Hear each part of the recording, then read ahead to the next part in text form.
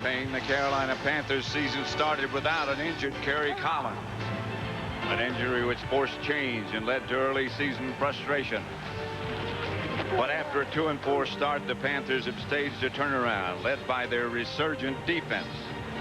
Today in Denver, they face two of the NFL's premier players in Terrell Davis and John Elway. With a host of talent on both sides of the ball, the Broncos are once again the AFC's elite team. And they hope to continue their dominance at Mile High with a win over Carolina.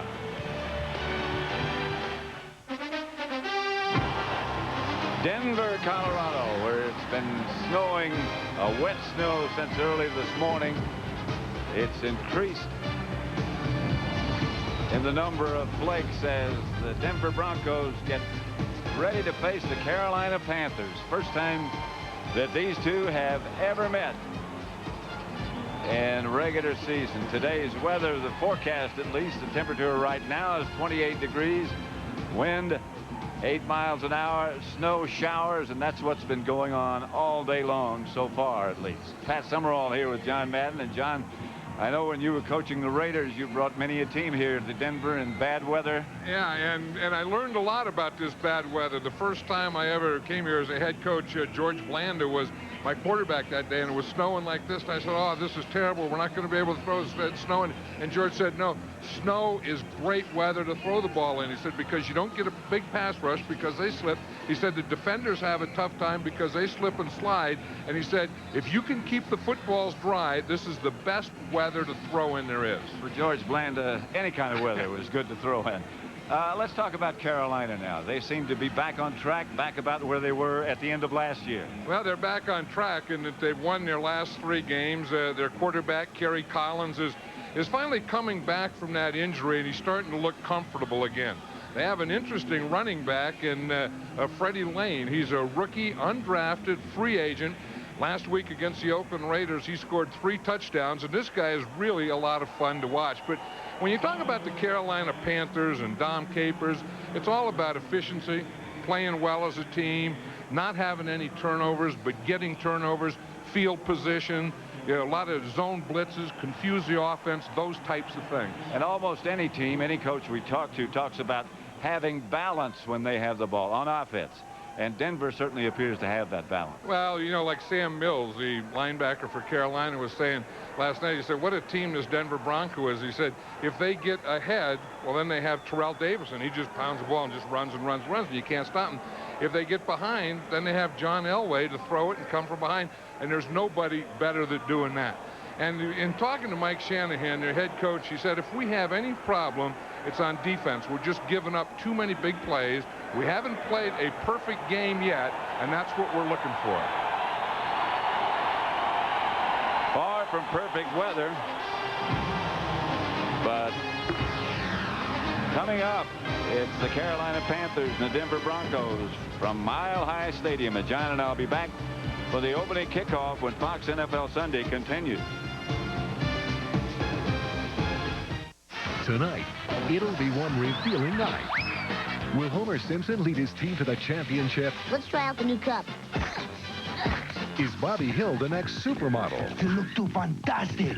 Oh. Then, it took 100 episodes to reach the unthinkable. What happened to her? She's dying. Now, the one thing Agent Scully needs to survive comes with a high price. Quit the FBI. Come work for me. The X-Files 100th episode. So many secrets. Just one box. We're back at Ericsson Stadium where we're down to the final seconds of the game, and it's still tied. The kick's high.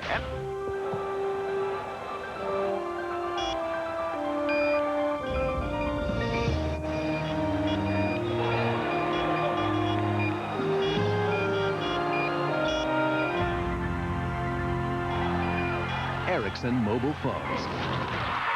Catch the excitement. And it's time for the Ericsson Countdown. Jason Elam is number 1, just getting the ball. And again, John Madden was saying a moment ago that one of the problems today is going to make sure that ball is dry. You know, and in the NFL now, they have a rule that they have 36 brand new footballs available per game. 18 per half. So they have 18 brand new footballs out here in the field now. Bates is back deep for Carolina. A battle of special teams between these two would come out just about even. Michael Bates got great speed. Bates outside the 30, about the 31. He's happy with that. The Carolina Panther offense led by 3-year veteran Kerry Collins. Brockermeyer, Campbell, Garcia, Skrepenak, and Davids Garrido in front of him. They've become a very good offensive line.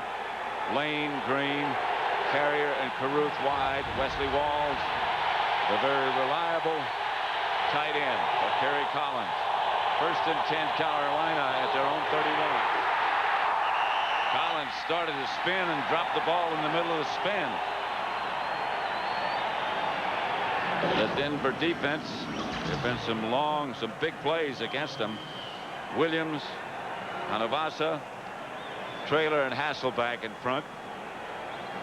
Mobley, Aldridge, and Romanowski, the linebackers. And the secondary, Gordon, Atwater, Braxton, and Crockett. 2nd and 13. Collins gives to his running back, Fred Lane, who gets negative yardage. Well, a week ago, they didn't know who Fred Lane was, and I think he sneaked up on the Oakland Raiders, and as I said, scored 3 touchdowns against them and made some great runs. I mean, the Raiders just couldn't tackle him. You look at what he did: 28 rushes, 147 yards, 3 touchdowns. That 147 yards and 3 touchdowns were Carolina Panther records. Got a little piece of Mile High Stadium stuck in his helmet. 3rd and 14. 3 wide receivers. Lane's gone to the sideline. Walls is the motion man. Collins took advantage of the movement by the Broncos. Johnny Greer, the referee. That was one of those situations where the defense jumps, and it was really a free play for Collins. He knew that. Usually you try and, if you have an outside receiver going deep, you try and get it to him in that situation. 91, defense. Still 3rd down. Alfred Williams. 91 is Alfred Williams right there. And you see Walls is moving, which is okay. See, he was coming in motion, and then as the motion came, as Wesley Walls, number 85, came across, Williams was watching him, and he just took off more on Wesley Walls than he did on the snap of the football. Anthony Johnson is the deep back, and they go with 3 wide receivers. Collins back in the pocket, incomplete. In the direction of Wesley Walls. Got it one hand on it, but not a handle. Well, if Kerry Collins does have a favorite receiver, it's that guy right there, Wesley Walls, and I think he's going to be looking for him all day. But the only thing about that is the Broncos also know that. Ken Walter back to punt for Carolina, and Darian Gordon deep for Denver. Walter, the rookie from Kent State. Not his best. Gordon hit immediately. Cut down by Bates. Boy, that was a hit. It looked like Gordon just caught that ball like he had free caught it. He didn't look like he even started to run. He just stood there and took that hit. And it was a pretty good hit. Nothing in the first quarter at Mile High. It's the drive to succeed that makes a champion. Pitching in, fighting the battle as a team. Using heart, not just mind and body. Giving whatever it takes. Going the distance for the fan. And loving every minute of it. Southwest Airlines is a proud sponsor of the NFL and the official airline of Super Bowl 32. A snowflake falls at the far end of history. And that snowflake, we'll call him Steve, winds up as part of a droplet of water. And one day, that droplet, Steve's droplet, could wind up in a brewery where a man you'll never meet discovers the perfect temperature to frost brewed beer. And like that, Steve is in a Coors Light can, and then a tray, and a cup. And now, he's here with you. So I ask you, gentle stranger, Do not spill, Steve. Who's late?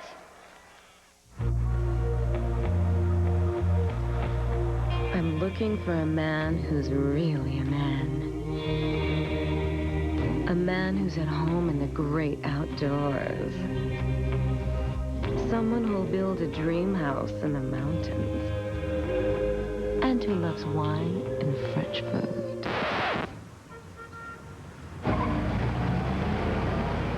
The all-new Mazda truck. Pure truck. Fox NFL Sunday is brought to you by Southwest Airlines. With fares so low, you have the freedom to fly. By Mazda, come see what happens when a car company has more engineers and fewer accountants. Mazda. By Priority Mail from the U.S. Postal Service. And by Texaco, a world of energy.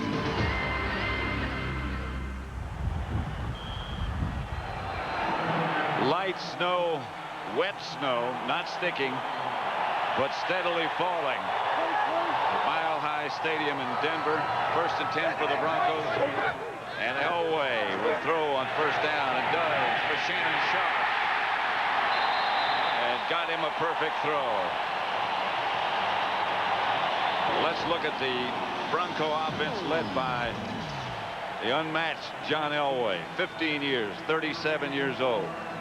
In front of him, a good offensive line. Zimmerman, Sloreth, Nalen, Diaz-Infante, and Jones.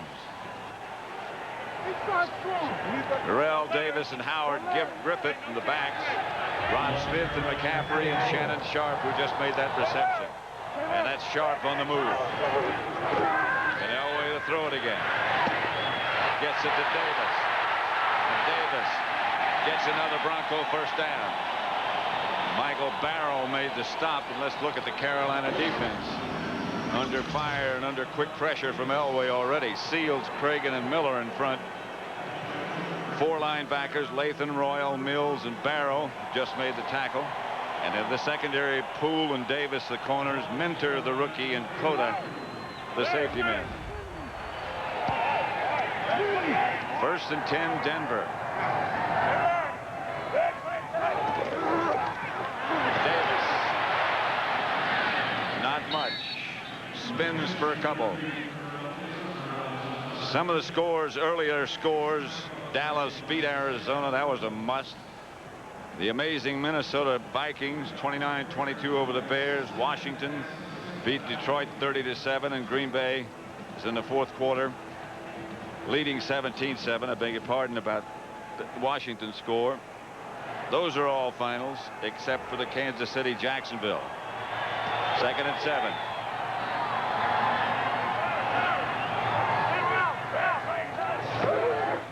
And off to Davis. Davis saw some room and skipped through it. You know, last night we were talking to Eric Davis, and he was talking about Terrell Davis, and he says, you know, he's one of those guys that just kind of bleeds you slowly. And it's not that he's going to have a lot of breakaway runs or a lot of big runs, but it's 5 yards here, 6 yards here, 4 yards here, and he just keeps coming at you all day. And all of a sudden he's got 175 or 200 yards. This has to be a pass. There's no one in the backfield. Quarterback sneak. That's probably one in the backfield. That's what they were probably trying to make them think. They took Terrell Davis and they split him way out here in the left side. Had no backs in the backfield, so you had to think, well, there's no one there to run the ball. But of course, with John Elway, there is one guy there to run the ball, and that's a quarterback. And he's a pretty capable runner. You know, they aren't doing a good job of keeping these footballs dry, though. I've noticed that they're just kind of putting them there and then leaving them there. We always had a rule on a wet day like this that the center, it was his responsibility to never snap a wet football. Elway didn't make that. Didn't make it. About a foot short, Dom Capers, who's done such a wonderful job, and so has Mike Shanahan. And knowing Mike Shanahan, I know he's going to go for it. But Mike Shanahan is one of the most aggressive offensive coaches in the National Football League. But I'll tell you, he has his 2 backs here in the backfield this time. He's not going with that no one in the backfield. He might come with another sneak, though. He has to. Elway got knocked backwards and lost the ball. Did you see Ray Seals on that one? They were waiting for that quarterback sneak again. When they gave him an empty backfield, they had a quarterback sneak. But watch Ray Seals, number 99. He just gets the penetration here. You see, when he goes in motion now, there's no one there. He starts to go to that side, and there's Seals right there, and he just knocks Elway right back. And knocked the ball loose, and Carolina recovered. Andre Royal came up with the ball. That was a heck of a hit. Welcome to the forefront of the economic revolution. This is the headquarters of the Palm Beach People's Party. It's more a gift shop, really. Marx is back, but with the style and the flair of the 90s. This is one of our most popular items. This is our Lotus Domino intranet. Vendors and suppliers are connected, and of course, the workers. We're Marxists, but we got to make a buck like everybody else. You're attacking capitalism with its own tools. Actually, we're reducing cycle time and improving customer service. A lot of comrades spinning in their graves right now.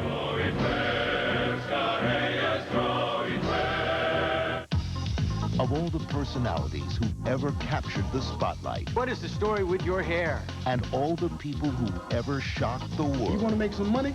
You get yourself a personality transplant. There is still only one king. Ving Rhames is Don King, only in America. If you didn't have Don King, you'd have to invent him. Coming this month on HBO. Listen up. I have been to the edge and back, and I will tell you what I've learned. What I have learned is you don't need outer crust. Introducing the Edge Pizza from Pizza Hut, a new pizza with no outer crust, so the toppings go right to the edge. Mushroom right to the edge. Pepperoni and sausages right to the edge. I have been to the edge and back. Joey. 16 pieces of pure pulchritudinous toppings. Have you been to the edge? First came Vince Lombardi. Now, a new legend is born. Time for one last play, Coach. Hold on, I'm working it out. On a brand new Simpsons, tonight on Fox. That took some thinking. That's what they were doing all night, staying up, making up signs.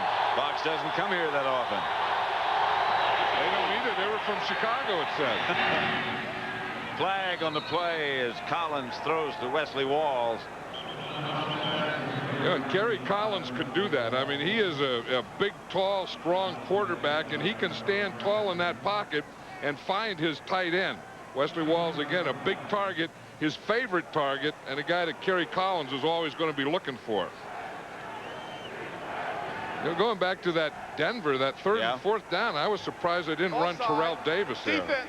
The player over the center. Or surprised they sent him in motion and took away the threat of Davis. Here's a catch by Walls. Yeah, and here's Bill Romanowski on him. No one gets a hit on him coming off the line, and that's the thing that the Broncos were talking about that they wanted to do. They just let him come free off the line, and he ran a hook pattern right in front of Tyrone Braxton, the strong safety. 1st and 10.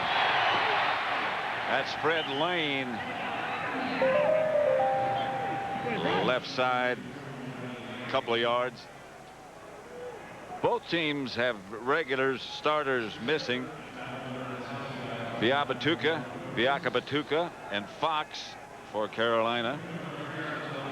Brian Habib and Neil Smith for the Broncos. Yeah, Habib has a lower back spasm. Neil Smith has a torn triceps muscle. Lane again. And again gets a couple. You know, it's a little different when a defense game plans for you, and that's what the Denver Broncos have done. They have game plans to stop Fred Lane. Last week, Fred Lane came into the game against the Oakland Raiders, and no one knew who he was. You know, it was kind of had to look at the program. Who's this number 32 guy? And they didn't know if that was his name or the college. I mean, he's Fred Lane from Lane College. But this week, the Broncos know who Fred Lane is. And where he's from. Anthony Johnson's the deep back this time. The blitz gets Kerry Collins. It's Mobley.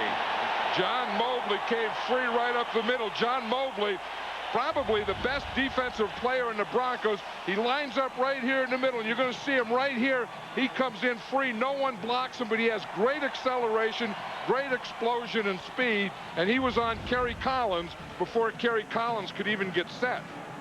Walter back to punt his first punt, 38 yards, no return. He's done a good job. Rookie from Kent State. Check his hang time. Good enough. Darian Gordon got some room. And Gordon still on his feet, and he's going to go. He's going to score. No flag. 82-yard punt return by Darian Gordon.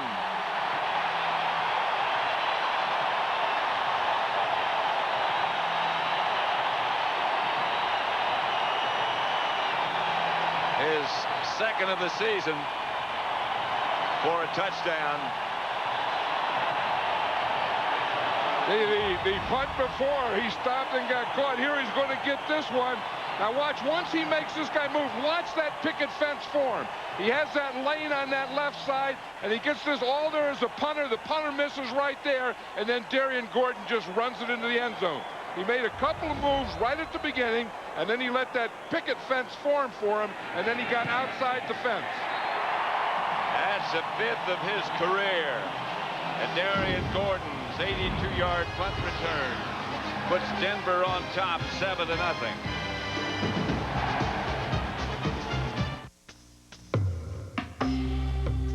Everywhere. Packages to every address in America. P.O. boxes too. We deliver packages to more places than FedEx or UPS. The U.S. Postal Service can take your business around the world. We deliver packages to everyone, everywhere, every day. If I leave, I'm gone. I'm not coming back. I'm serious. It's fine. Oh. Go ahead. I'm really going. Fine. I mean it. That door's locked. Fine. I'm out of here.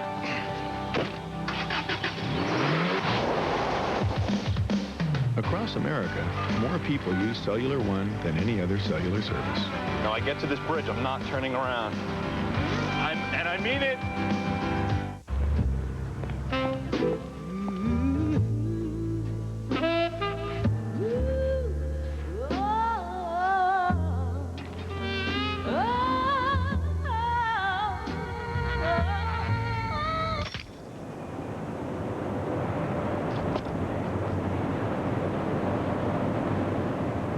Nice pants. Dockers, khakis. Supermodels come and go, but tonight... Run, you look at you go! A star is born. Cut! On a brand new King of the Hill, tonight on Fox. Back at Mile High Stadium, 82-yard punt return by Darian Gordon. First kick ever returned against Carolina, ever, for a touchdown in the history of the franchise. Those are the things that the Panthers have done so well, you know, field position, special teams, tackling defense, those kinds of things. Bates to return the kickoff. Michael Bates forced out of bounds at about the 26. Yeah, on a punt return back, you have a right, left, and middle. Here's Darian Gordon. He can go right, he can go middle, or he can go left. What this is a left return. Now watch how they're kind of bunched up in here. This is perfect for a left return if he can pick up some block. Boom, one there, one here. You see, now he picks up those things. They free him. One right there. Then he's going to get another one right there. Boom. You see, they have the lane formed. They know where they're going to go. That was called a punt return left in the huddle. And he set it up so perfectly by starting to his right. And the ball being punted to his right kind of set it up, too. First and 10 at the reverse comes to Ray Caruth. And Caruth taken down at the 30 by Ray Crockett. That had some possibilities if it were not for Crockett. Ray Caruth, of course, is a popular player here, even though he plays for Carolina, because he played college at the University of Colorado. He's a #1 draft choice for the Carolina Panthers. So this is kind of a coming home for Ray Caruth, and that hit that Ray Crockett just put on him was a welcome back to Colorado, Ray. And not a very nice welcome. 2nd and 7. Anthony Johnson is the deep back. Collins, screen pass, incomplete.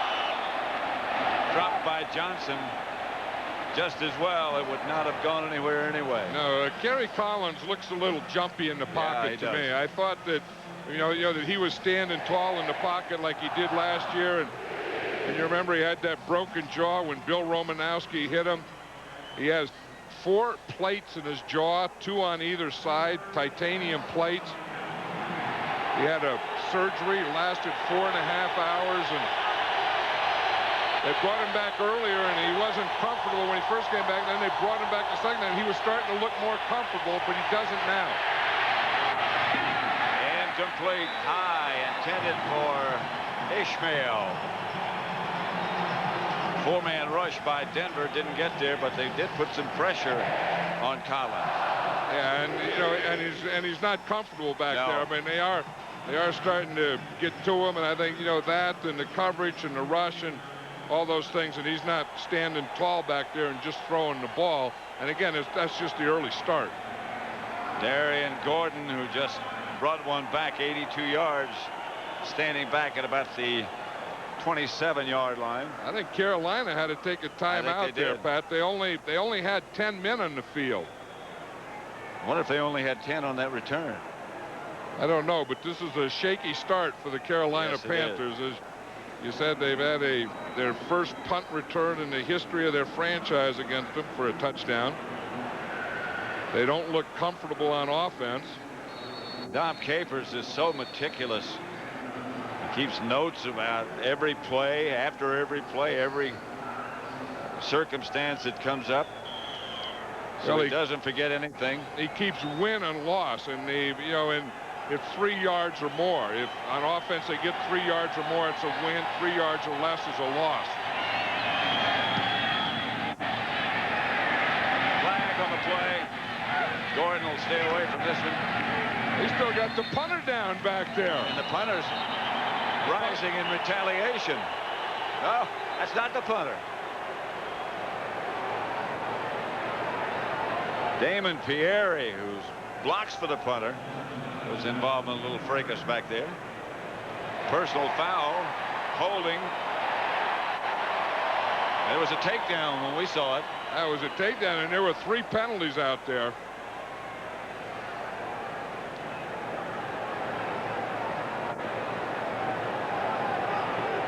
We had an ineligible member of the kicking team downfield, number 37.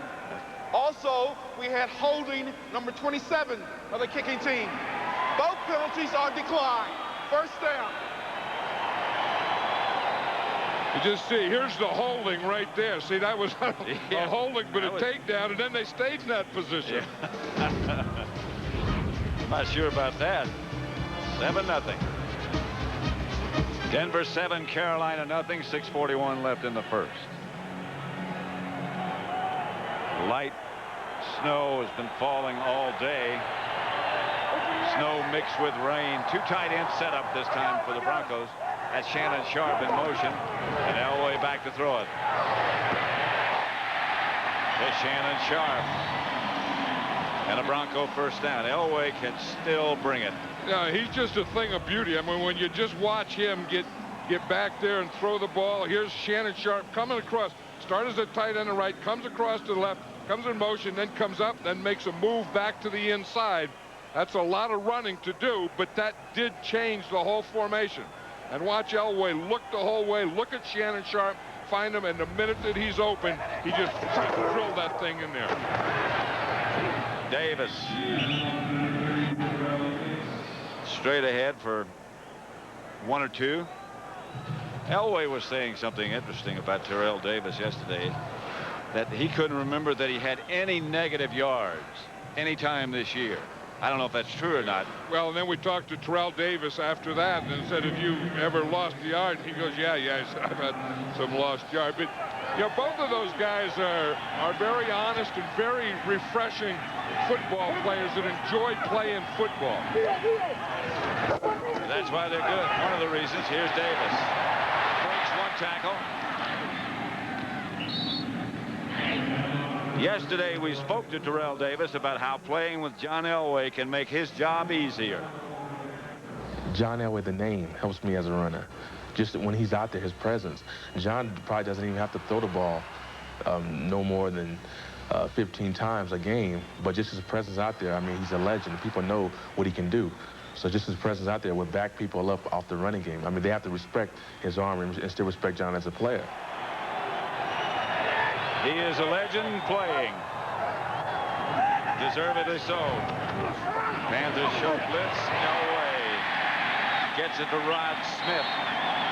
You know, it's that whole thing with John Elway. You know, there's something in a quarterback's mind where he sees something from the time he sees the guy until the ball leaves his hand. And whatever that thing is, John Elway has it quicker than anyone else. Watch him here. He's in the shotgun, but watch as he comes back. And now he sees Rod Smith, and he sees and how quickly that ball gets out of there, and how short a time it stays in the air until it gets to Ron Smith. This guy, John Elway, is one amazing quarterback. What a quick arm. Rolled and looked at Davis. Now he's going to take off, and he can still do that. Everything was covered down there. That was one of Mike Shanahan's ideas, that he thought against a zone blitzing team like Carolina is, that you want to move the pocket.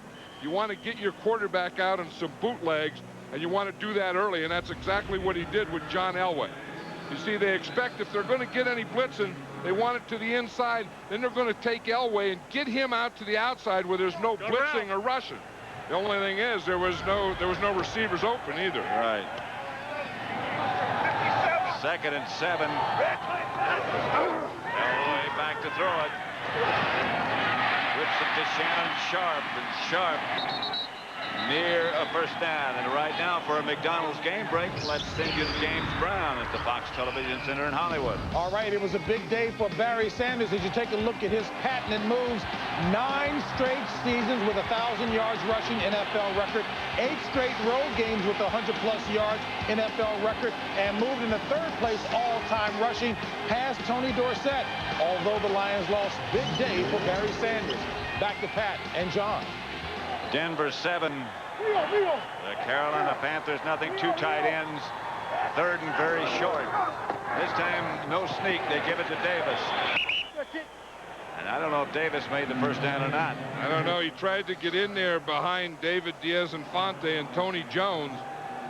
Like I said, this is going to be another one of those things that it's where the officials place the ball, and they're going to have to measure this one, or they say that they didn't make it. I think the Broncos are going to go for it again on 4th down. They're going to run it right in here, and you see they have a good solid line. There was no cutback. Terrell Davis was going to try and cut back to his left, and the Carolina Panthers played perfect gap control. There was no cutback. They need a couple of feet, and Elway is going to try to get it himself. Chased by Turnbull. Oh, he didn't get it. He didn't get it. He got it. Nope, he didn't get that ball out there. That's the 2nd time they've gone for it on 4th down. And again, you would think they would give it to Terrell Davis on 4th down. Both times on 4th down, they had John Elway keep it. First on the quarterback sneak, and this time on a bootleg. And neither time did he make it. And again, you're going to have both backs going this way, and then John Elway going to the right. You see, again, if he just had a little more speed, he would get out there. But one thing that the Panthers defense do well is they really pursue. And they had them all there. Here was a quarterback sneak, the other 4th down. In fact, he fumbled before he got to the line of scrimmage. 2 4th downs, 2 John Elway runs, no first down. And they still lead 7-0. 82-yard punt returned by Darian Gordon. Collins gives to the fullback, Scott Green, who might have gotten a yard and a half or so. Well, see, when you see number 27 up there, that's Steve Atwater, the free safety, and that means that there's 8 men up there, and that means that they're ganging up on the run, and that's exactly what the Broncos are doing. They're ganging up on first down, and they're daring the Carolina Panthers to throw the ball. And if they're going to run, they have to run against 8 men, and the expert guy is going to be that guy right there, Steve Atwater. 2nd and 9, 2 tight end setup. That's Walls in motion. And Collins back to throw. Swings it outside, incomplete, intended for Fred Lane. Yeah, this is what an 8-man is. You know, we talk about 8 men in a box. This is kind of how it works. You have your normal 7 men up there like that. Then if you bring one of these 2 safeties up, like you bring him up there, then that gives you 8 men in that square. And there's only 7 blockers, so you're always going to have 1 free defensive guy. And on first down, that will usually be Steve Atwater. He's the guy who comes up, the safety man who comes up. But Steve Atwater's about 220, so he's like another linebacker, really. He's like you. He's out of Arkansas. Right. Collins passes complete, close to midfield. And now they say it was not complete. He didn't have it. Ishmael upset. Yeah, he was upset. The official tried to take the ball from him, and he grabbed it back. Ishmael is going to come down here, number 81. You see, he's going to come in here and come under control, try and find a hole, work back to the ball. He did work back to the ball, and they said the ball hit the ground. I don't believe it did. Yes, it did. Yes, it did. Yeah, he caught it first, and then he didn't have control of it. He didn't keep control of it. It hit the ground. Gordon says stay away from this punt. It goes over his head and takes a Carolina roll. Down to about the 8, and they'll down it there. Flag on the play. That's the type of play that Dom Capers is always looking for, a play like that that will change field position. It was a good kick. And the penalty is against the Panthers. And this time the Broncos will make them kick it again. They'll accept the penalty. Again, they had an illegal man downfield, I think. 23 of the kicking team illegally downfield. Will penalize 5 yards and re-kick. Anthony Johnson. See, number 23 is on the line, and he's right here. Now, he cannot go until the ball is kicked. The 2 outside guys can go when it's snapped, but he can't go until it's kicked. You see him start before the ball's kicked? He's right here going downfield. That's the type of thing where you have to count 1001, 1002, 1003, and go. He counted like 1001 go, 1002 and 3 as he was going. That was a 64-yard punt. It was down to about the 8. This is a bad snap. A good punt, but Gordon will have a chance with this one. Darian Gordon. He's already brought one back. And he's going to bring another one back. Gordon. 75 yards this time. Another Denver touchdown. How do you think Anthony Johnson feels for Carolina? He was the guy that was illegally downfield on the great punt before. Now that was a middle punt return. We saw Darian Gordon return a punt all the way on a punt return left, and that one they changed it up and they went to a punt return middle. This one is 7 yards. Well, watch it. It's here at the middle. He's going to take a step and straight up the middle. So you have right, you have left, and you have middle. We've seen Darian Gordon on 2 punt returns. The first one, punt return left. That one, punt return middle. Good running by Darian Gordon. Good blocking by the punt return team. That has to be approaching some records, all-time records. Well, we know one record it is. It's a record, a Carolina Panther record. Yeah, it sure is. The first 2 in their history. What a couple of spectacular runs by Darian Gordon, and Denver leads 14-0. You're born, you go to school, and then one day, things begin to get interesting. Now, instead of preparing, you're doing. The stakes are a lot higher than they were in high school. Because out here, the tests you're given are of your honor, your courage, and your this is your journey, it's time you got underway. Call 1-800-USA-NAVY. Let the journey begin. 14-0 Denver. Now here's the middle punt return. We're going to see good blocks here, good blocks here. This one here is a little questionable, though. Watch what happens there. That may be a block in the back right there that they didn't call. And a missed tackle. And then Darian Gordon just does some good running here. I mean, he makes a move, and then he just outruns everyone. Well, no one has ever in the history of the NFL done 3 touchdowns in one game. There are 8 players. He's the 8th to return 2 punts. He was a heck of a player, Darian Gordon. I remember him when he was at Stanford. Yeah. Drafted by the San Diego Chargers. Ended up here with the Broncos. Here's Michael Bates. Bates, good return out to the 37-yard line, where he's taken down by Randy Hilliard. And the Carolina Panthers take over there at their own 37. Trailing 14-0. Their defense has done a good job. Yeah, their defense has done a good job. It's their special teams that are killing them. And again, you know, even that punt before the punt return for a touchdown, they had a heck of a punt. Anthony Johnson, of course, was penalized, so they had to do it over again. And then they got the punt return for a touchdown. So it's 14-0, but both touchdowns against their special teams. Here's the handoff to Fred Lane, and Lane gets his best gain of the day. Out to about the 45-yard line. Lane from Lane College. An enrollment of about, what do you say, 750 students?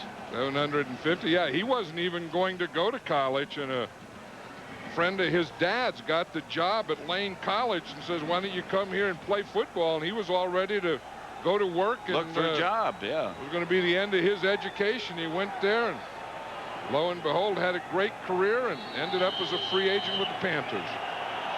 That's the end of the quarter. 14-0. Denver lead.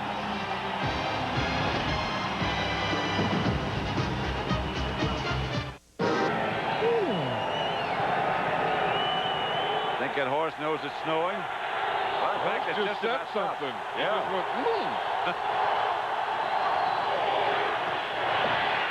Lane attempting.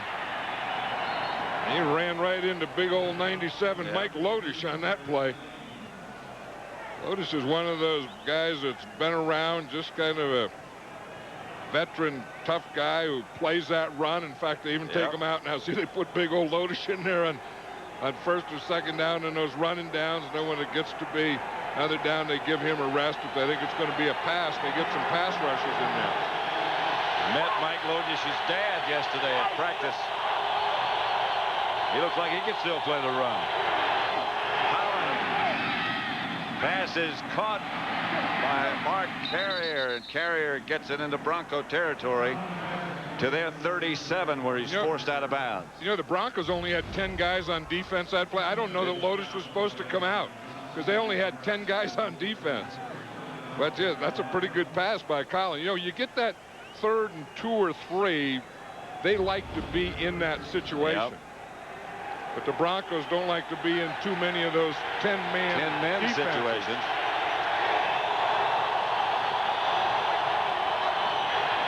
Here's Collins on first down, back to throw. Get through the hands of Fred Lane.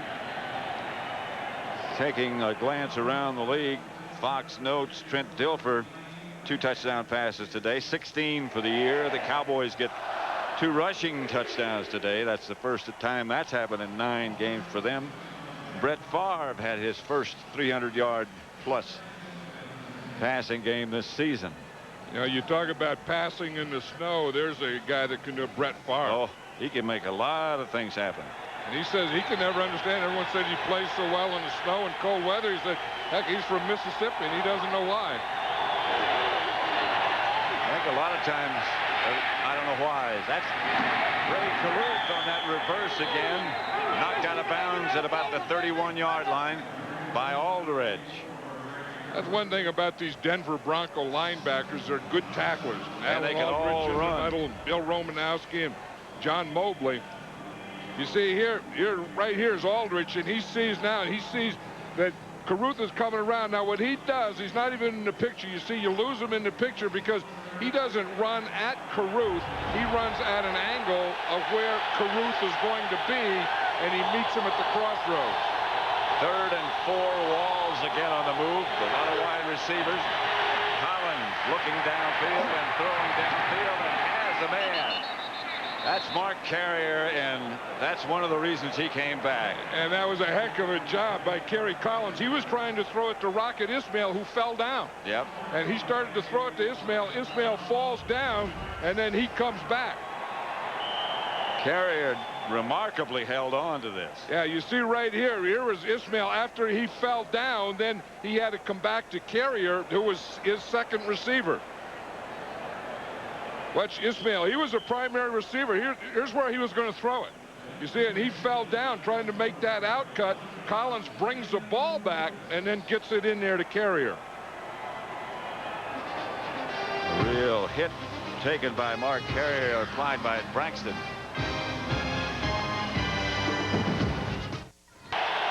First down, Carolina. Collins. Quick throw outside to Ishmael. Knocked out of bounds at about the 11.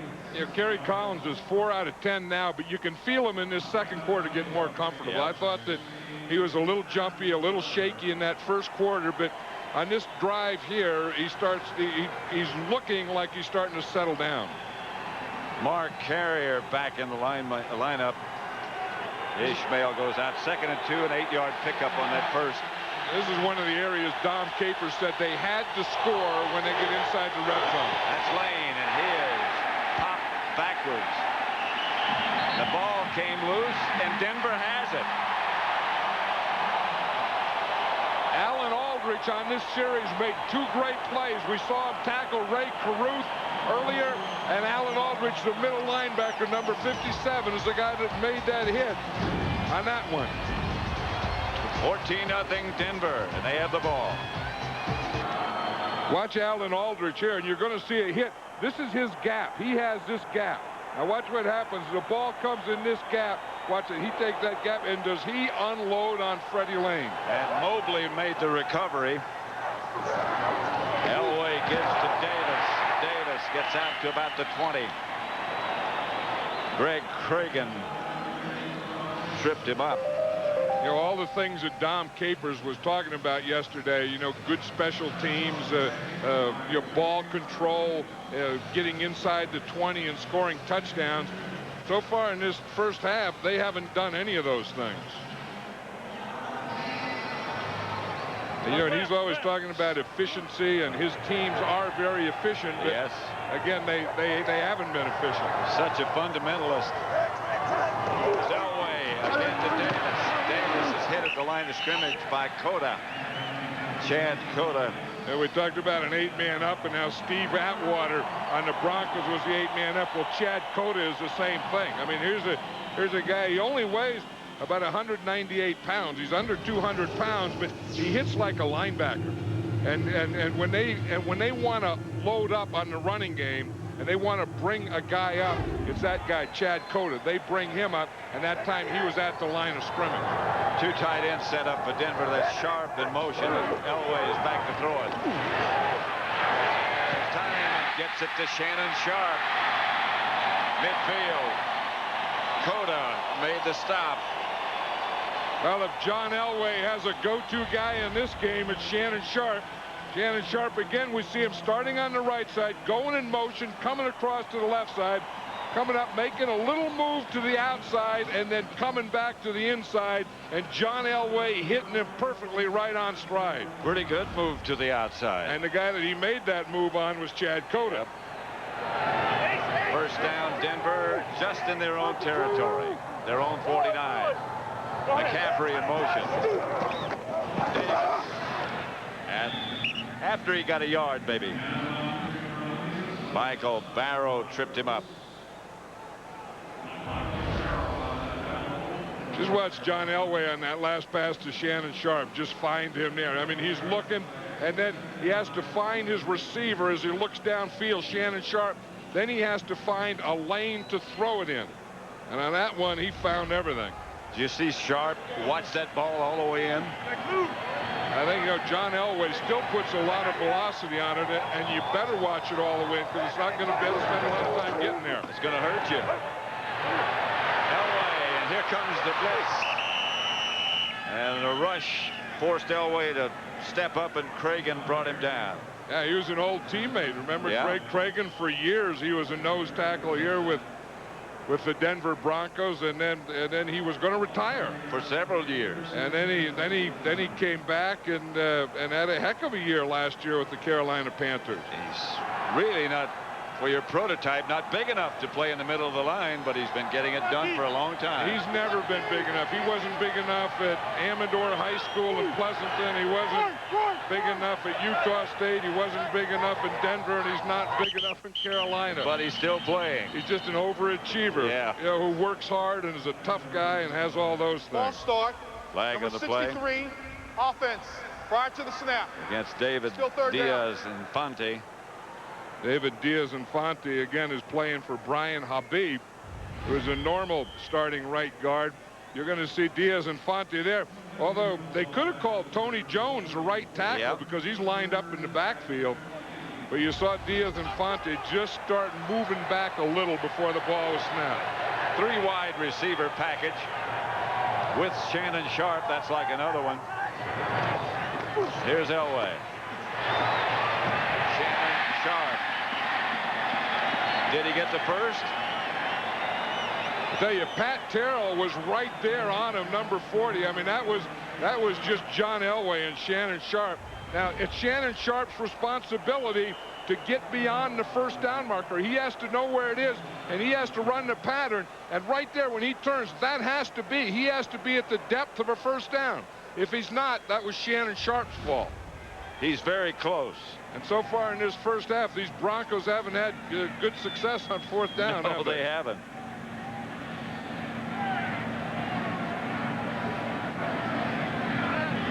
If it is a first down, Shannon Sharpe did a nice job. If it's not, he didn't do a good job. Shannon Sharpe did not do a good job. Look at that ball come in there, though. He gets there in a hurry, doesn't he? When he turned, Eric Davis was saying last night that when John Elway throws the ball, said he's one of the few guys he's ever heard it as it zipped past his ear. Well, they're going to go for it again. I would guess that John Elway does not run this. I would guess you're right. 4th and inches. He's waiting for a play. He doesn't look like he has it yet. Well, they're a little confused. They're going to have to take a timeout. He says not. His speaker in his helmet must not be working or something, because he's looking for a signal from the sideline. Or maybe he didn't like what he heard, but I think they better keep these two guys in the backfield, and I would think you hand it to Terrell Davis. That would be my choice. I don't know if he got it or not. He didn't get it. And the guy that made it is number 71, Greg Cragen. He was there. Greg Cragen got penetration. He did get it. Well, if he did it, then that's a heck of a spot. It is, because he was hit and knocked backwards. Watch Greg Cragen here. He's gonna get the penetration. You see, he's gonna come right down the line in that gap, and he hit Terrell Davis in the backfield, and he knocked him sideways. Boy, he beat a double team here, too. If you look right down the line where that first down marker is, I don't know how he got it unless they gave it to him right at the end when he spun and went forward there.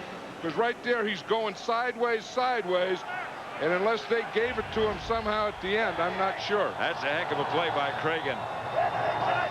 Here's Elway back to throw. And the rush from Carolina gets him. Les Miller was there. Right now for a McDonald's game break. Let's again return to James Brown at the Fox Television Center in Hollywood. Pat and John, take a look at the ex-basketball player Ricky Dudley, tight end for Oakland, on the receiving end of that pass from Jeff George. 52-yard reception that set up the score for Harvey Williams, and Oakland leading the Saints by a touchdown. Back to Pat and John. 2nd down They need 18 for a first. 3 wide receivers. The handoff.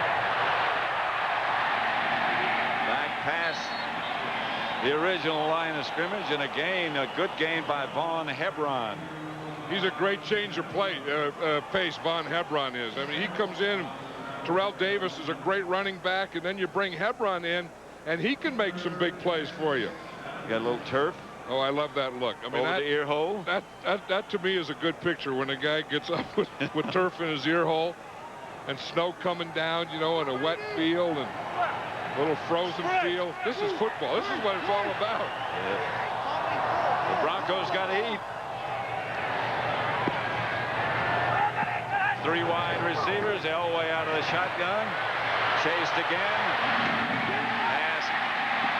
Diving catch, and it's going to be another one of those 4th and shorts. Rod Smith made the catch. Although Shannon Sharpe was wide open right away, and John Elway couldn't get the ball to him. Good rush by the Panthers. Made him readjust. Watch Shannon Sharpe here, Pat. See, he gets a little pick, and he breaks free right up the middle. Elway didn't see him. And if he would have hit him on the run, Shannon Sharpe could have gone a long way. 4th and short again. And Mike Shanahan said, I've had enough of that going for it on 4th down, so we're going to kick one here. Jason Elam. Now Denver takes a timeout. 4:54 left until the half. Toasters are guaranteed for about a year. Refrigerators, about 5. A Moen faucet, however, is guaranteed for life. Moen. Buy it for looks. Buy it for life. First down to show them how much they have to go, although it looked like Mike Shanahan decided he was going to kick anyway. The field goal team was on the field. They're still on the field. Yeah, so I think the officials just wanted to excite that crowd and show him, look, that's all he has to go, and he's not going for it. Did you say excite or insight? Oh. Now here comes. Maybe Mike Shanahan did ask for that. Maybe they took the timeout. Maybe he wanted to see exactly how short that 4th and short was. They need about 1.5 feet. Yep, he's tried John Elway on a quarterback sneak. Now John Elway's coming over here to talk to him. John Elway's not in the huddle. You'll see him coming back there. Here he comes right there. They just got it the last time they had 4th and short. He's still not sure. John Elway's still signaling stuff to the sideline. Now he's coming back over again. Look at him. He can't hear. That's what he's saying. Or maybe he doesn't believe it. Yeah. They could have called his number again. He said he tried it in the middle once. He tried it to the outside once. Terrell Davis tried it in the middle once. Terrell Davis just barely made it.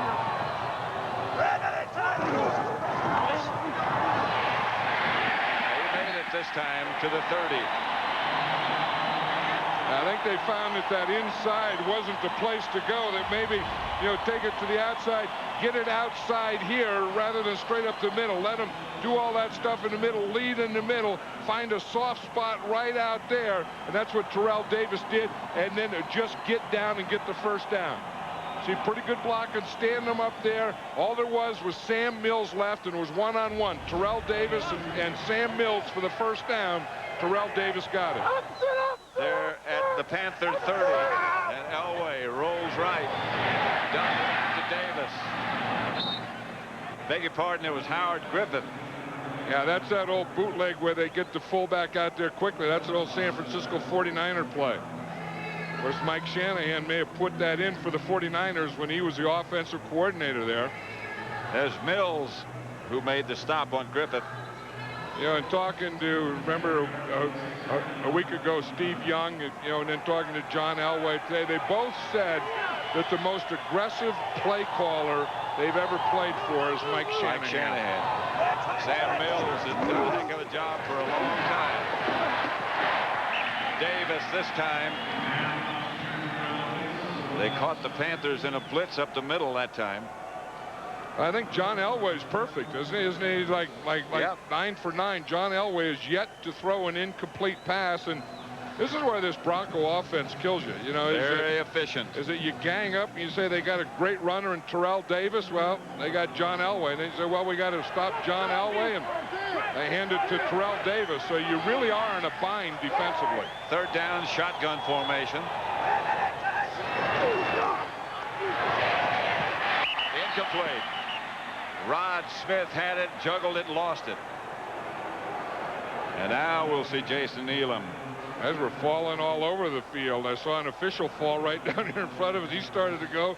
Rod Smith was falling. The official was falling. Looked like all fall down.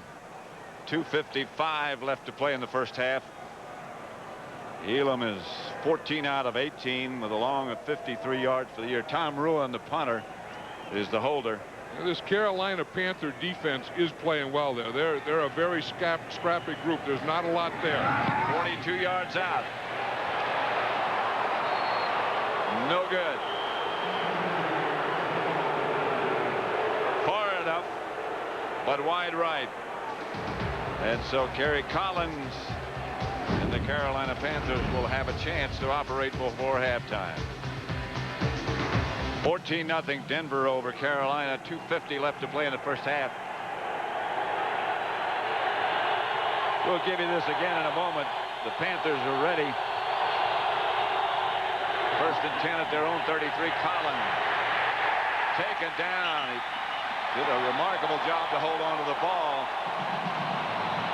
Sanobasa made the stop.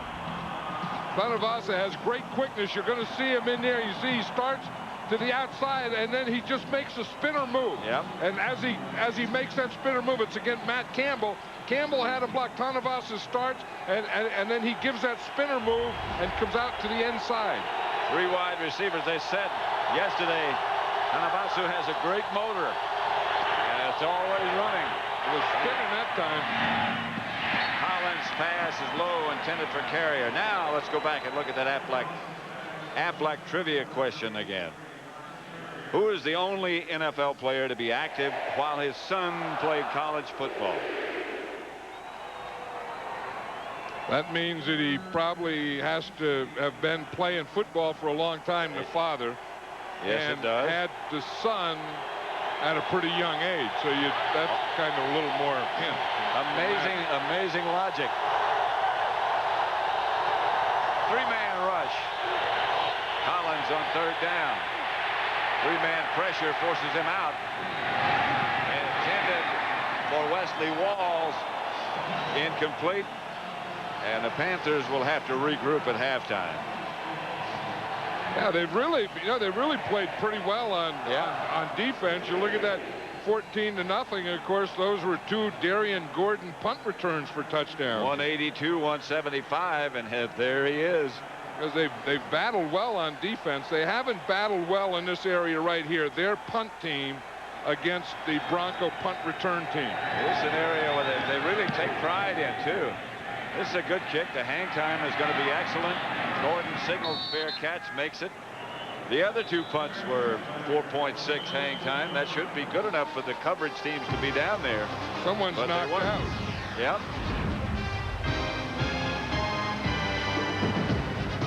Dwight Stone on that last punt coverage. Here he is, like he's going to get double teamed. Then he comes inside and watch Derek Lavelle hits him right there. So it's really triple team. Lavelle stays on him, doesn't know it, but Dwight Stone is out now. Watch him as he tries to stand up there. He goes down, then he tries to get up again, and he goes down again. And that time he stayed down. And that's why the outside man on the punt coverage didn't get there. Dwight Stone was the outside guy, and he's explaining now, I had 2 guys on me. I was trying to get away from a double team, and a third guy came, Derek Lavelle. I didn't see him coming. Well, you wouldn't expect when you were getting double team to be getting triple team. So Dwight Stone, there was one guy that they weren't going to let get down the field on that punt. It was Dwight Stone. They were making sure of that. Yeah, and they were sure of that. 3 wide receivers set up for Denver. Elway gets it out to Shannon Sharpe. And Sharpe down the sideline stepped out of bounds at about the 40-yard line of Carolina. And the Panthers are going to have to make an adjustment on Shannon Sharpe. That's the 6th pass that he's caught. Here he's up on the line of scrimmage. This time he's just running a crossing pattern. He goes underneath the linebackers. He runs it right at the official, underneath the linebackers, and there's no one in that zone over on the other side. You know what happens, John, is that they can't get any pressure off from the front three, so they rush the linebackers. And then they rush the linebackers, and then Shannon Sharpe goes in that area that they just left. Right. Shannon Sharpe. Fumble. Elway fumbled the exchange with his center, and he got it back. I wonder if those footballs are starting to get a little wet now. Well, it's not coming down as hard as it was earlier by any means. The snow and the rain, still a light mist as Elway takes a timeout and comes over to the sideline. Halen doesn't get the ball up. What you want to do is hit this front hand or up hand. This ball hits John Elway's backhand and goes right through. You see, you want to slap it up into the up hand. It goes right through the bottom hand. So that was the center's fault, Tom Nalen, for not getting it up. That'll make it 2nd and 12. Elway out of the shotgun this time. Fires. Shannon Sharpe is wide open. And Sharpe is at the 6. Pat Terrell made the stop. It'll be 1st and goal Denver at the 6. Here's Shannon Sharpe, and he just runs such good patterns. I mean, he's big and he's strong. He just gets by a guy, and he knows that when he gets by a guy, he can look back for John Elway, and John Elway is going to find him because he's always looking for Shannon Sharpe. 7 catches, 154 yards for Shannon Sharpe. And the Panthers came in a blitz that last time. Flag on the play. A minute and 8 seconds left. I was saying on that play to Shannon Sharpe, Terrell Davis did a good job of picking up a blitz. 84 offense prior to the snap. Yeah, Still Shannon Sharpe. And he was playing so well this first half. Yeah. What else? There's Shannon Sharpe right here.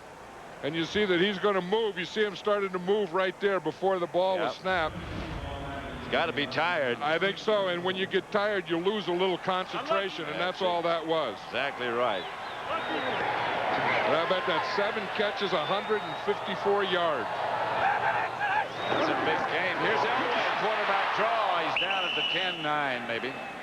And immediately calls timeout before he gets up. Mike Shanahan wants a timeout. Again, that Aflac trivia question. Who's the only NFL player to be active while his son played college football? And the answer is, of course, he's playing in. Well, I'll wait on the answer. There they are. Sam Mills Jr. and Sam Mills III, defensive back at Montclair State. Of course, Montclair State is where Sam Mills Jr. played also. Right. He said he's really proud of him. He said, but it's tough, he said, to go and watch your son play corner when you know he's out there in an island, and if he ever gives up a play, it's going to be a big play. And he's a freshman starting at Montclair State. Sam in the bye week went there to watch him. John Elway went to watch his son Jack play last night, or yesterday afternoon after practice. Morning. Yeah, and he said he's an 8-year-old, and he's a quarterback and a linebacker. He said he's a pretty good quarterback, but not very good at linebacker. So John Elway gives him $1 for every time he makes a tackle. Yeah. I'm not going to go the rest of 5 of the 10. John Elway would get too many letters. Yep. On 2nd down, Elway back to throw it to the end of the end zone, and incomplete. A juggle by Willie Green, who was up high enough to make the reception, but just couldn't hang on. Not quite. Willie Green usually makes those kind of plays. He doesn't have a great deal of speed, but he is a big guy that can jump. And and has a pretty good feel. You see, he just gets there to the back, to the end line there. He does get up. He does get both hands on the ball. He just can't keep a hold of it. The jar knocked it loose. The jar of him coming down after that leap. And then he almost had it the second time, and then it was knocked out. Of course, Willie Green played for the Panthers last year. On 3rd down. Elway. to get it out to Davis, who was open. Oh, I don't had to jump a couple of guys. He might have been over the line of scrimmage. I don't know that he wasn't over the line of scrimmage. I think he got away with one there. But that was a pretty good jump for a guy that's been in the league 15 years. But I think if you look at the line of scrimmage, it's right in front of the line there. So if he passes that 10-yard line by much, look at that. That's a heck of a move. If he goes by it, no, he didn't. He's okay. No, he was okay. I would think you know that a guy that's been playing in this league for 15 years would know a heck of a lot more about it than me. The field goal is good from 25 yards out by Jason Elam. Coming up on the Dockers Khakis halftime report, JB and Terry will bring you the scores and highlights from around the league. Also, our Fox Sports ticker will have up to the second stats. That's all coming up on the Dockers Khakis halftime. JB and Terry. And the early games. 17-0 here at Mile High Stadium. I was trying to figure out what that is. Oh, that's the Bronco. Colorado Rocky jacket. Now these people, you know, they're used to this. I mean, they come out here and sit in a snowstorm, and the secret is, I think they know how to dress. I mean, they don't all dress the same. I mean, sometimes it's stuff you put on your head, and sometimes it's over your ears and your eyes, and what you put on your feet, and all that. But you know, when you've been around and you live in the Mile High City, and you've been a Bronco fan, and you come to a lot of games, you know how to dress for this kind of weather. And they all ask you, how do you like our weather? Yeah, and I've been coming to Denver long enough to know that it's one of those places, if you don't like it, stay around a while and you'll get something you like. Or stay away. You see they were all giving the salute there? That's that Mile High salute. It means you're a good soldier. We're saluting this stadium, this team, this city. Neil Smith. Players saluting each other. Gary Collins. 17-0. His team trails as he gets some last-minute conversation with Dom Capers. I think that, you know, that they're probably going to try and take a couple shots here because they do have good field position. Sometimes you just want to go in and regroup, but I think when you're on the other side of the 40, you want to take some shots. Oh, I think so too. They decided not to. Anthony Johnson, the ball carrier, gets about 6. Yeah, if they take timeout, they do. See, and they are taking timeout, and because they did have one timeout, or they have 2 timeouts left. You know, and if you look at how this game happened or what this is all about, it's about Darian Gordon here. This is their first punt return. 82 yards, this one. And that was the punt return left, and they set up a nice wall on that left side. And you think, well, he can't do it twice, can he? Of course he can. Here, now this is a punt return middle. On all punt returns, you have 4 things. You have a block, a punt return middle, a punt return right, and a punt return left. And Shannon Sharpe, 7 catches, 154 yards, needs some oxygen. Well, you know, that's the other thing. You talk about, you know, being able to dress here. If you're a player, you have to know how to get oxygen back in you because they keep reminding you you're at a mile high.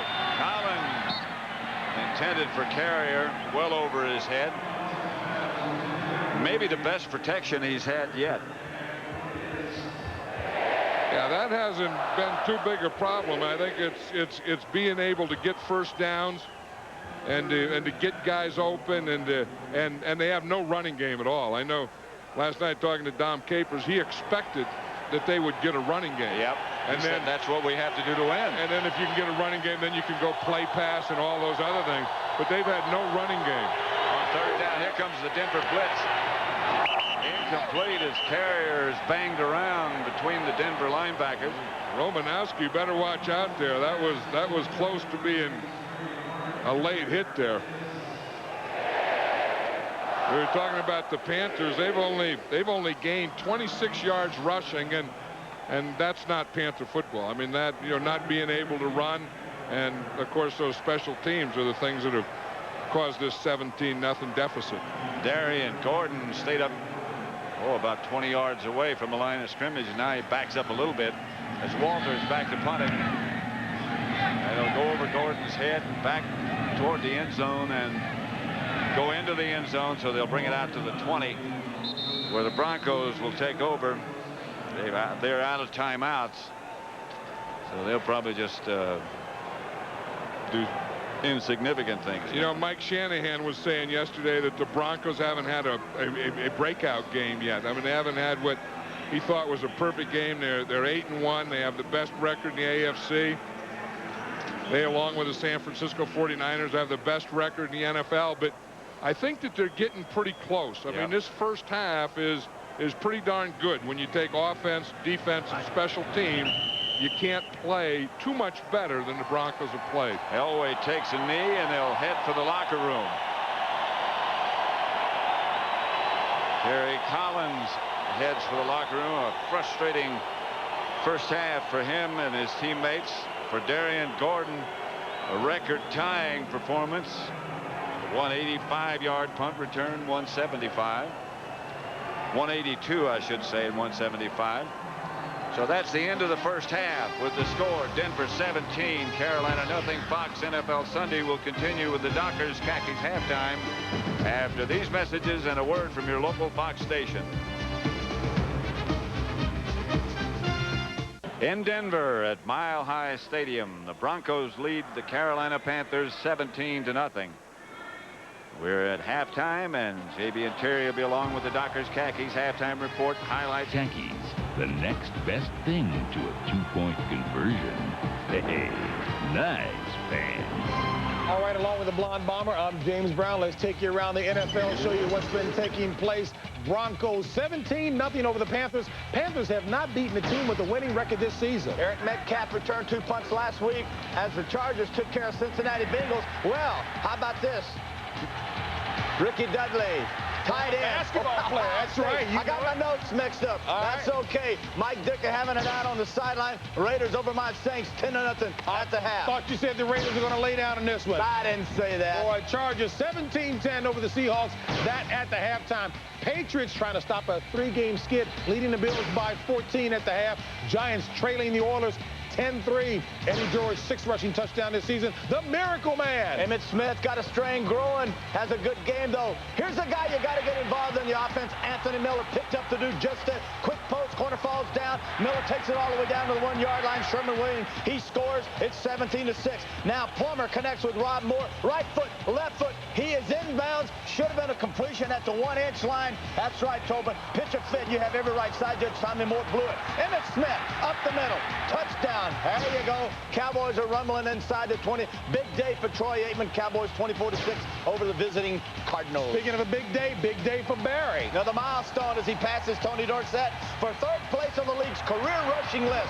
Round to the right side, taken down, skins up though at this point by 3-0. And nothing there. Nothing left, going back to the right. Don't chase him. He'll be back in a minute. Leave him alone. He goes 51 yards. Breaks Marcus Allen's record for consecutive 100 yards rushing on the road at 8. And then finally, Matt Blunden in at quarterback for the Lions. Poorly thrown ball. His arm is hit. Darrell Pounds picks it off 22 yards later. Your Skins looking good after last week's debacle. You know what you're saying. Brad Johnson, big in Minneapolis. Why? Here's why. Pump fake, safety's out of there. David Palmer, corner of the end zone. Great catch, great throw. Covered 7 yards. We're tied at 7. And then Eric Kramer looking for Ricky Prohl. Down the sideline. Safety falls down. 59 yards later. Chicago 19. Minnesota 21. And then Leroy Horde in right side. Great blocking by the right side of the line. 2-point conversion is good. There's your final 29-22. Boy, Ricky Prohl's fast. He's real fast. Green Bay tied atop the NFC Central with Minnesota thanks to that victory today. Tony Dungy and the Bucks. Tony Dungy and Trent Dilfer. Tony Dungy and Ward Dunn over the left side. 30 yards. Where you been, Ward? Good to see you back. 30-yard touchdown run. Allstott had a 50-yarder early. 2 touchdown passes for Dilfer. 31-10. Buccaneers proving they can get it done on the road. Dan Marino back in for Jimmy Johnson despite the injury. And we talked about his quick release step. Guns it down the sideline. Corner can't get there. Perriman, first touchdown receiving as the Dolphins. It's 14-10 Miami. And then finally Foley out. throws across the field. You can't do that. You got to know where these safeties are. And there's George Teague, former #1 draft choice for the Packers, out of Alabama. Don't forget, Alabama lost to Louisiana Tech. Parcells, he's upset. He should be. Jimmy Johnson got him again. 24-17, Dolphins over to the Jets. Sweep for the Dolphins this season. Jaguars 24-10 the final over the Chiefs. And the Bengals, after being tied at 7 at the half, come back to beat up on the Colts 28-13. Boy, you love to recruit for Louisiana Tech, even though this is an NFL show, right? Well, it's a high academic school, and it's hard to recruit down there. You got to have a 3-point plus Dockers GPA. halftime continues after That's over 5 years, by the way. Season meeting between these two teams. Kerry Collins, you see warming up right now, suffered a broken jaw when he was hit by Bill Romanowski. Yesterday, we had a chance to talk to both parties about that incident. After it happened, it was out of my mind. You know, it was an unfortunate thing that, Kerry got hurt on the play and he broke his jaw. But in no way whatsoever was there any intent. I was just playing hard-nosed football. And, it was, like I said, just an unfortunate thing. But it's out of my mind. It was a good, aggressive play. It was a perfect hit.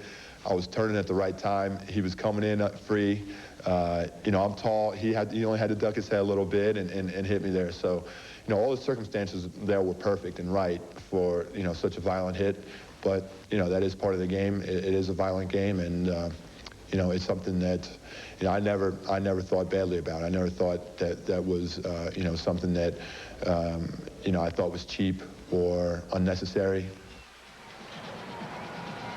There are the two, Romanowski on the right, Kerry Collins on the left, as snow starts to fall down again at Mile High Stadium.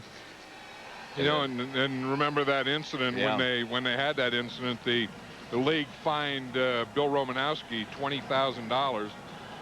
He appealed that, and well, there was no penalty. Yeah, called on the play. No, and that's one of the things that I said. One of the things I ought to check is who was supposed to have blocked him. Yeah. That's the thing. When you get a free shot at a quarterback from the blind side, you have to have some way that you're going to get that protected. I mean, that quarterback just can't stand there like a sitting duck and let a guy run free at him. Panthers kickoff. Von Hebron is deep, and Hebron handles it. And he gets it out to the 38-yard line.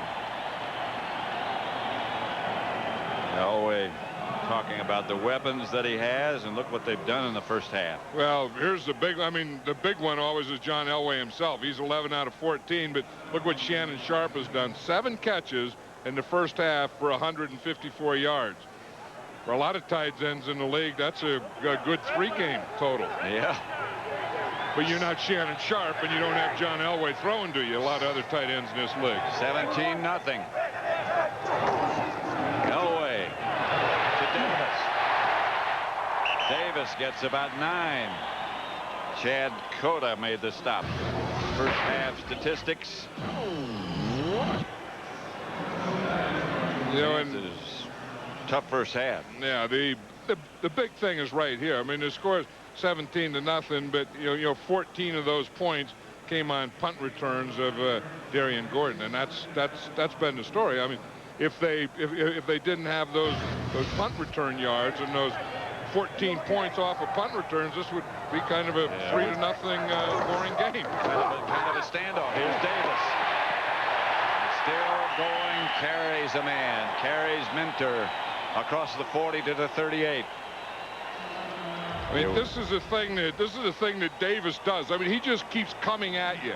And here, this is a good offensive line, this Bronco offensive line. They just get, a hat on a man and just stay with him and take him where he wants to go, and then just let Davis pick a hole. And Davis on that hole picks about 2 or 3 holes. But the thing that he does, he keeps going. Never stops his feet. Gets another carry. Davis. Got him by the ankle. Tyrone Poole made the stop, or he would have had another 10-plus yard run. They always feel up here when you play in Denver that they're going to get you in the second half, that this altitude and this big offensive line, Terrell Davis running the ball at you, that they're going to wear you down. And it's really going to show in the 3rd and 4th quarters. And the Broncos are doing a pretty good job offensively. They don't have any points, but they have yet to punt in this game. That's one reason the Panthers have no return yardage. Elway's hit. Just as he lets it go, it's Rod Smith who makes the catch, but Elway took a real shot.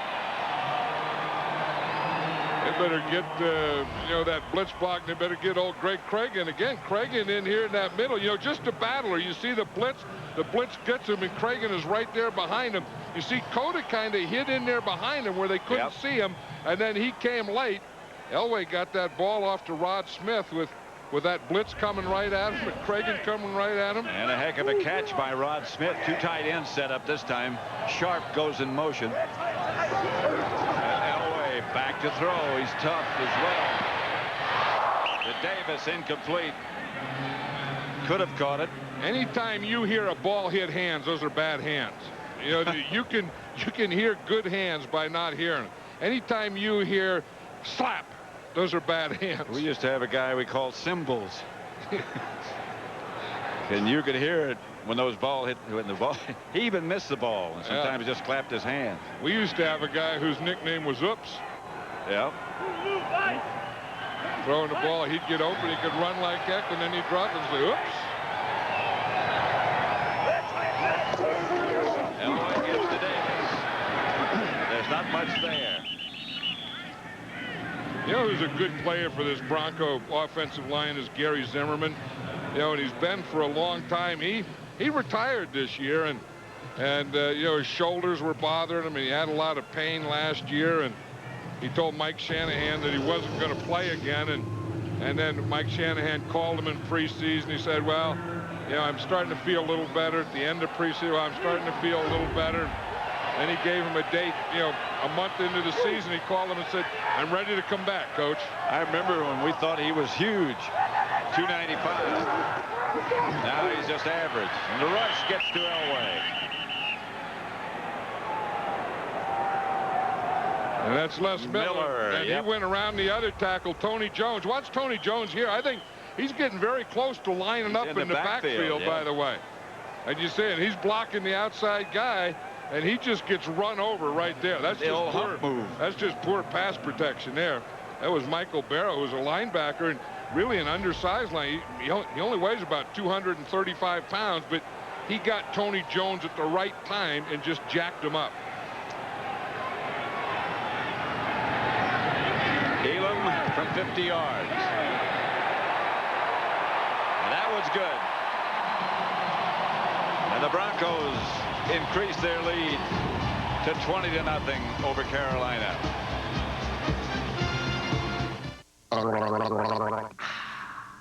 I'm the road to Canterbury. Hello, dear.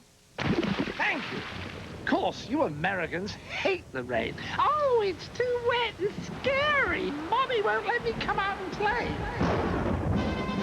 The road is cold, and the 1998 ES300 with front-wheel drive and available traction control will help you answer it. Not bad, but you're on the wrong side of the road. Hello? Honey, I'm having the baby. You can't have it now. Can you come home? I'm in the middle of nowhere. It took weeks for news to reach its destination. Today, neither time nor distance can keep us from sharing our lives. Breathe, honey. Hey, can you get another contraction? Music is counting. 5, 6, 7. Philips introduces ISIS, the cellular phone that can let you talk up to 6 long hours. I love you, honey. Honey? ISIS from Philips.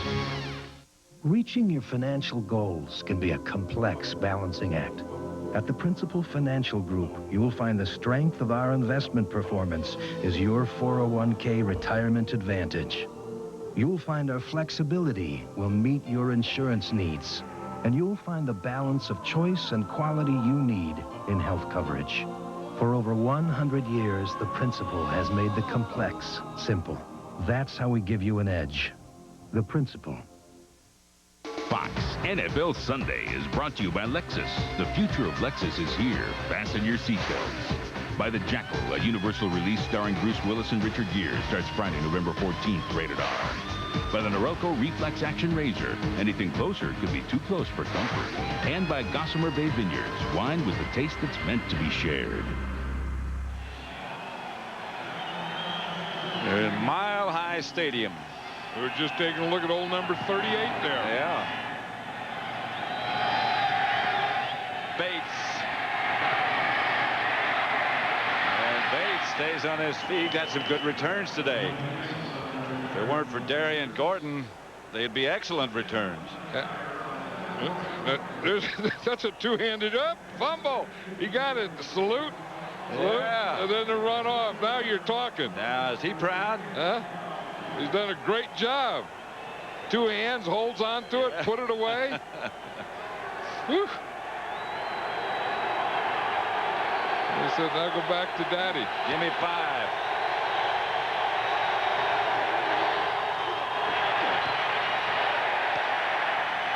Fred Lane takes another hard hit. This time from Steve Atwater.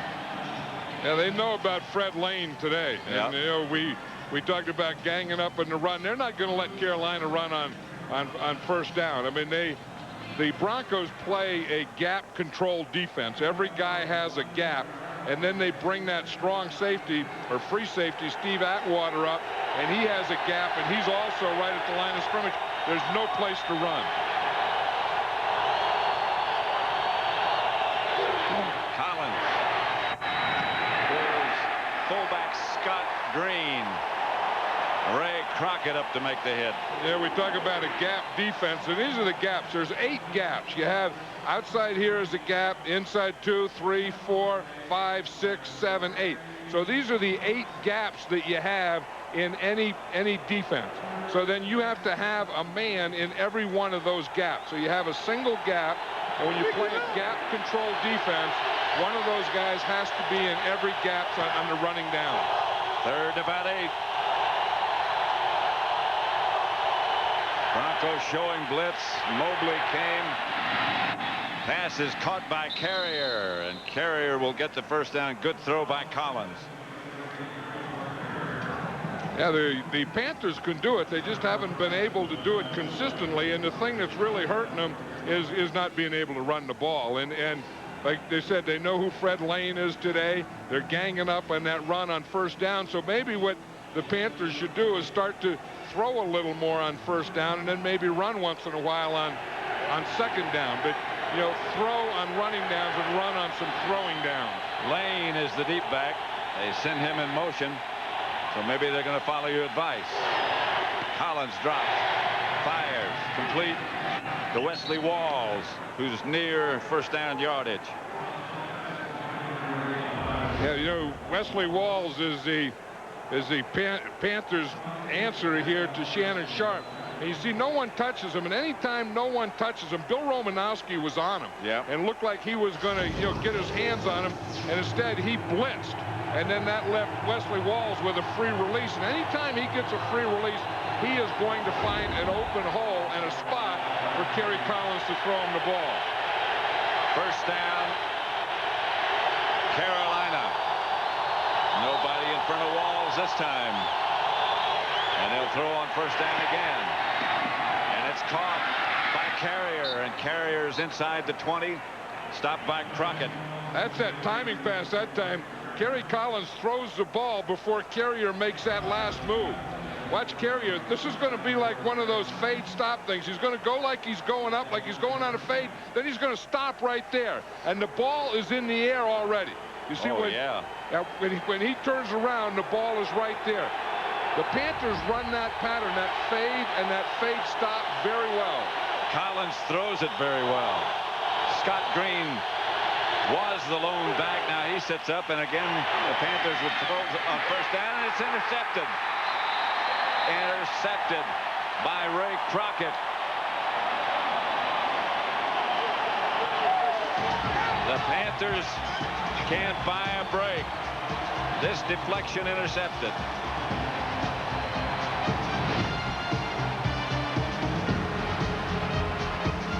Break. Johnny Greer and the rest of the officials had a long meeting. There were flags on the play. They came over to Mike Shanahan, and he went to the Carolina side. Now Johnny Greer is going over there. They had a long meeting first. Now he's talking to Dom Capers. Looks like they marked the penalty off against the Denver Broncos, but it is the Broncos' ball on the interception by Ray Crockett.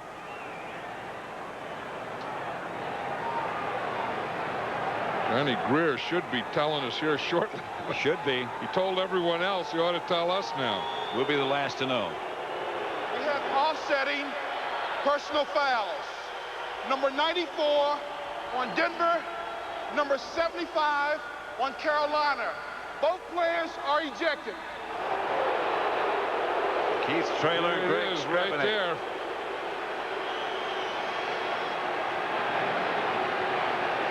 They're both trying to get punches in there. They're trying to get some body punches in there. That looked like more of a wave than a punch. Repanak out, Traylor out. They're both ejected. Carolina had a big thing with the Raiders last week. That's Hebron. Talk about your change of pace. He can do it. When a player is ejected, he has to leave the field. Get Greg Strepanek there leaving the field now. They could not stay. They could not stay in the bench. They have to leave. That's a load leaving.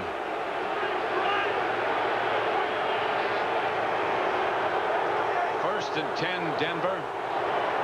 A run by Hebron. Here he is again. And this time, only a couple.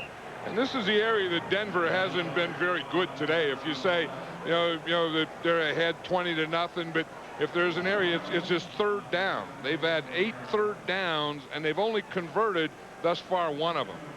And they haven't been very good on 4th down either. Well, they haven't had to punt all day. No, but they've had to go on 4th down, and they've had to settle for field goals or field goal tries, and they haven't scored an offensive touchdown. Elway back to throw. Incomplete. Low, intended for Rod Smith. You know, one of the amazing things about Elway, not his ability, although that's amazing too, but his endurance. I looked at it, just happened one of those pages that you just happen on in the media guide. Number of plays played for a franchise, for a team. He's played 5,000 plays more than anybody else for Denver. That's experience. That's 5,000 more.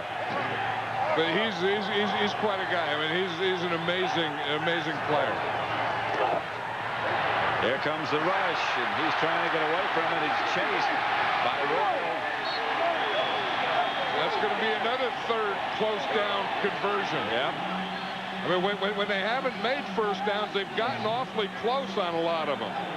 They've had a lot of measurements for third down and had to kick a field goal or go for it on 4th down. This time they got a punt, I think. Well, we said earlier that Mike Shanahan is an aggressive play caller, but I think with this field position and with this situation where you have the game under control, I think you have to punt. Tom Ruin is number 16. The fans don't like it, though, do they? Because that's short. I mean, there's only, you know, if you look over there, it looks like there's only a couple inches. There's a flag on the play, thrown way back. Yeah, the deep official back here in the 25-yard line. Now he picked his flag up and put it back in his pants. I wonder if he's saying that just fell out or something. No, I saw him throw it. I wonder what he was thinking. I don't know. I was thinking, I haven't seen Denver punt all day. What's this? It's a pretty good kick.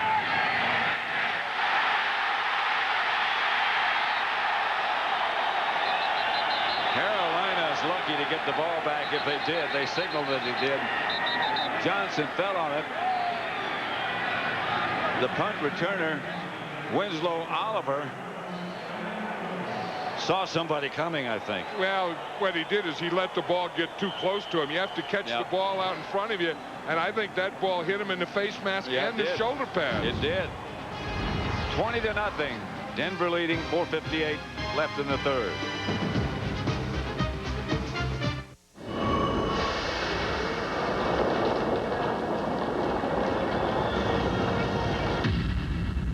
Oh, man.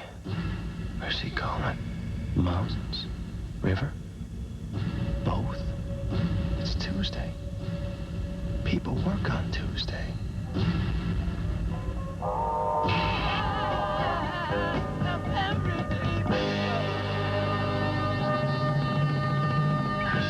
Freedom on the Field, brought to you by Southwest Airlines. With fares so low, you have the freedom to fly. The worst mistake a quarterback can commit is throwing an interception. All right, intercepted by Todd Bell. Turns out the worst mistake a defense can commit is throwing an interception.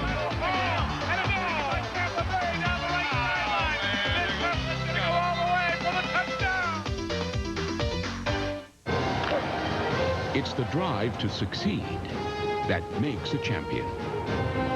Pitching in, fighting the battle as a team. Using heart, not just mind and body. Giving whatever it takes. Going the distance for the fan. And loving every minute of it. Southwest Airlines is a proud sponsor of the NFL and the official airline of Super Bowl 32. How far will Mulder go to save Scully? Quit the FBI. Come work for me. The monumental 100th episode of The X-Files, tonight at 9, 8 Central on Fox. Pat Summerall, John Madden.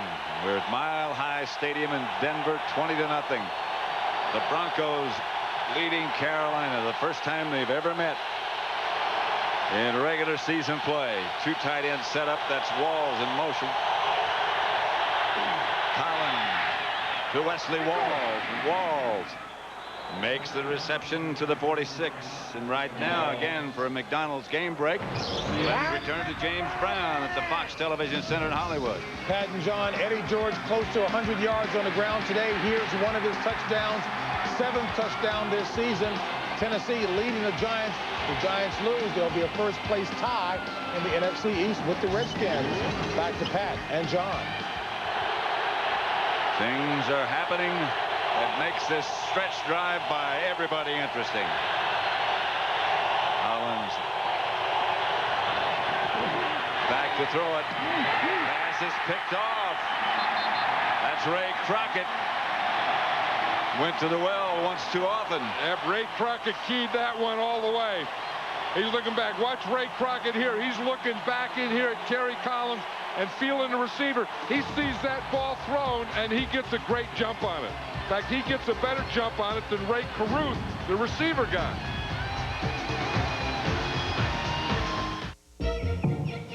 There's no question that computers open up entirely new worlds. But what about children who live in a world that can't afford personal computers? Fortunately, as of today, we'll never have to ask that question again. Network computers allow everyone to join the information age. And we'd like to say, welcome, Oracle, enabling the information age. Who are these people? They go to the strangest places, work in the tightest quarters, and gladly keep the oddest hours. Who are they? Forever probing and prodding, digging, exploring. Who are these people? They are Texaco, and what they do is find the energy the world needs to keep on running. Texaco, a world of energy.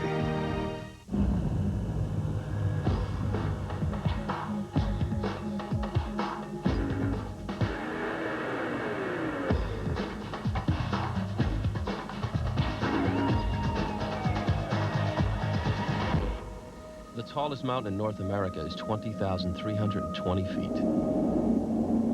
Cool.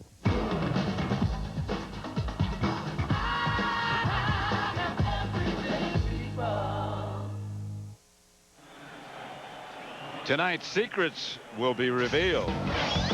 Will Joe Namath help Bart Simpson win the championship? Is Bobby Hill the next supermodel? Then the startling conclusion of the season premiere of The X-Files tonight.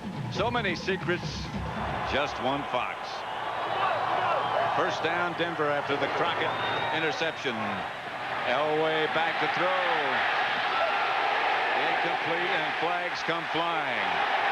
Not much doubt about it. That's going to be on Tyrone Poole. Yep. Because he wasn't looking back, and he ran into the receiver.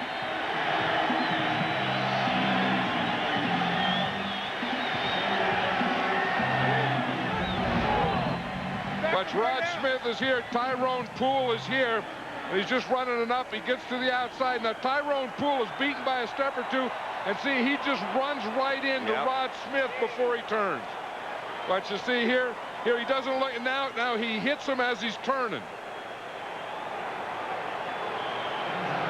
Now that's pass interference. Yeah, when the ball is in the air and the defender hits the receiver, that's pass interference. Here's Elway. Roll to throw, fires. Incomplete. On the hop. Intended for Davis. It didn't quite get there. There's a flag on the play. He made a pretty good move on Les Miller out there. Les Miller was the defensive end, and he had contained. And as Elway come out there, he made a little move on Les Miller that kind of froze him so that he could throw that ball. Yeah, that's what he does with the ball. I mean, he's not a great runner anymore, but he's a great mover to get in position to throw the ball. He was at one time a heck of a baseball player. He was a pro baseball player. Yeah. Played in the Yankees. Downfield, number 69, offense. It's declined. Second down. Watch this move that I was talking about. See how he comes out here on a bootleg. Now watch Les Miller here. He has to give him a little move right there and stop right there. You see what he did to Miller? Now he bought that time in order to throw that ball in the end zone. 2nd and 10. Elway deep in the corner. Rod Smith, touchdown. Well, they got to Tyrone Poole first on the penalty, and then they got to him on the up. Rod Smith got him. Here's Rod Smith here. Here's Tyrone Poole here. And he's playing off, and you think you can't throw that pattern. But again, Tyrone Poole just waited there too long. He just sat. He got in no man's land, and he froze. And Rod Smith ran right by him. And, of course, with a guy like John Elway, he sees you get a step. He is going to give you the ball in the end zone. And he just snatched it out of the air. Now, that is a list right there, those 4 guys. Yep. And Denver takes a commanding lead. 27-0 over Carolina. 3:53 left in the third.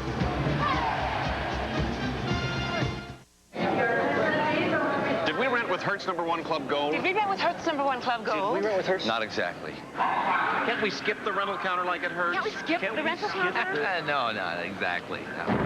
Isn't our car under a canopy like it Hertz? Isn't our car under a canopy? Isn't our car not exactly. In Rent-A-Car, there's Hertz and there's not exactly. We can't repeat that too often. If you were the client, would you hire us? Would you hire us? If you were the client, would you? Exactly. Social Security and pensions may provide only 45% of your retirement income. That could let some air out of your retirement plans. Fortunately, MetLife is there to help you make sense of annuities and other retirement options. Call 1-800-MET-LIFE. No matter what you drive, Sears has a Michelin tire for you. And now they're all on sale. All Michelin tires on sale through November 18th. It was just one of those nights. It was just one of those fabulous flights. When you're searching for something better, when you're looking for a change, every once in a while, you come across a Gossamer Bay. Capture something better. It's all fun and games until someone loses their... James Brown hosts a brand new World's Funniest tonight at 7, 6 Central. 3:53 left in the third quarter. Denver 27, Carolina nothing. 2 huge punt returns by Darian Gordon got the Broncos underway. Jason Elam to kick it off. Michael Bates back deep. Davis at the 5. Bates down at about the 28. It's interesting how the Broncos offensively, kind of worked in that first half. Shannon Sharpe worked Shannon Sharpe all the time, and then on that last drive decided to go to the outside and work on Tyrone Poole, and boom, boom, right down there in the end zone for a score. Darius Johnson, number 25.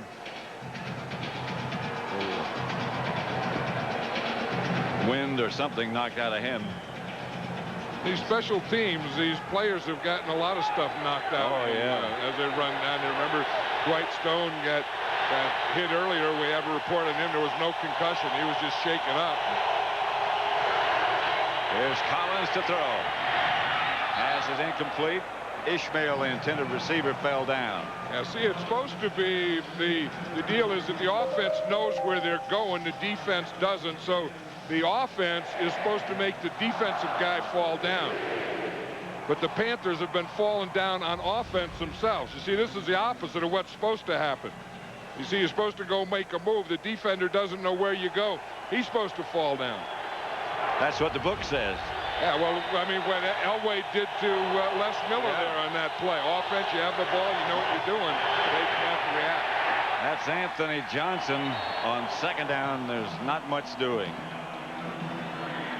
Did you see that guy earlier? There was a guy walking around here in a barrel. Yeah, I saw him.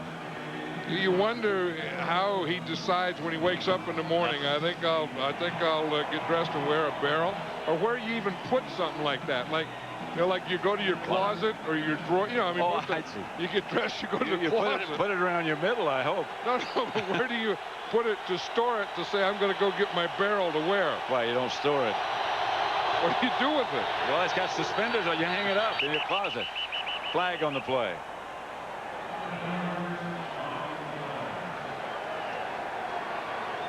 More ways you can dress for a game, though. 76, offense. Prior to the snap. Still third down. David's Garrido. You get hungry.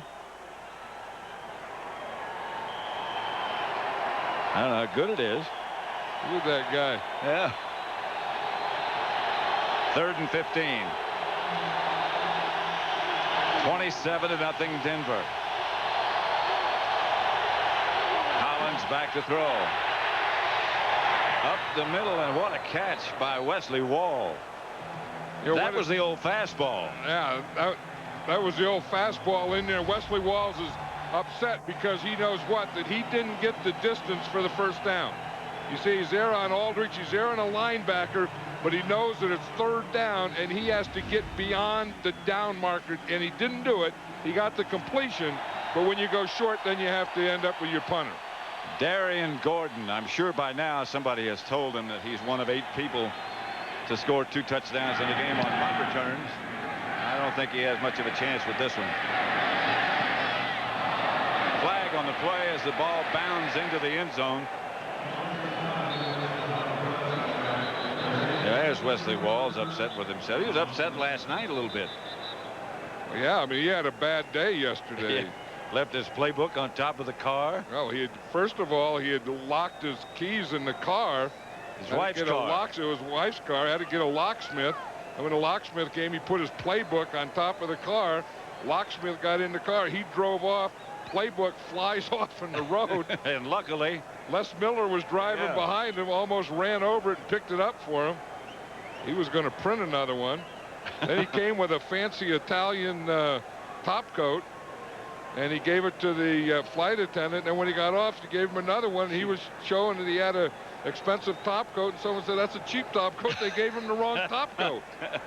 Unsportsmanlike he said it was so good. Number 82 of the kicking team went out of bounds and stayed out of bounds during the play.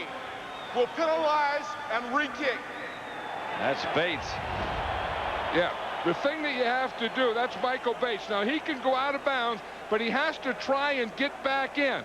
Although he's trying to get back, I don't think there's anything wrong with that. Either. No, that's a bad call. Had he stayed and ran or gone on the other side of the bench, but he got knocked out of bounds, then he came up, and then he was trying. He was angling to get back in. that was a bad call. He couldn't touch the ball after he went out of bounds. No, he can't go out of bounds and come in and be the first guy to touch the ball. And I don't know if Wesley Walls got his coat back or not.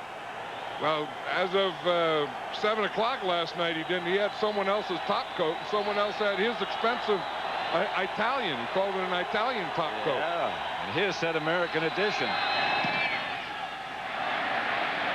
Gordon's going to have a chance with this one if he can track it down, and he does. But not much of a chance.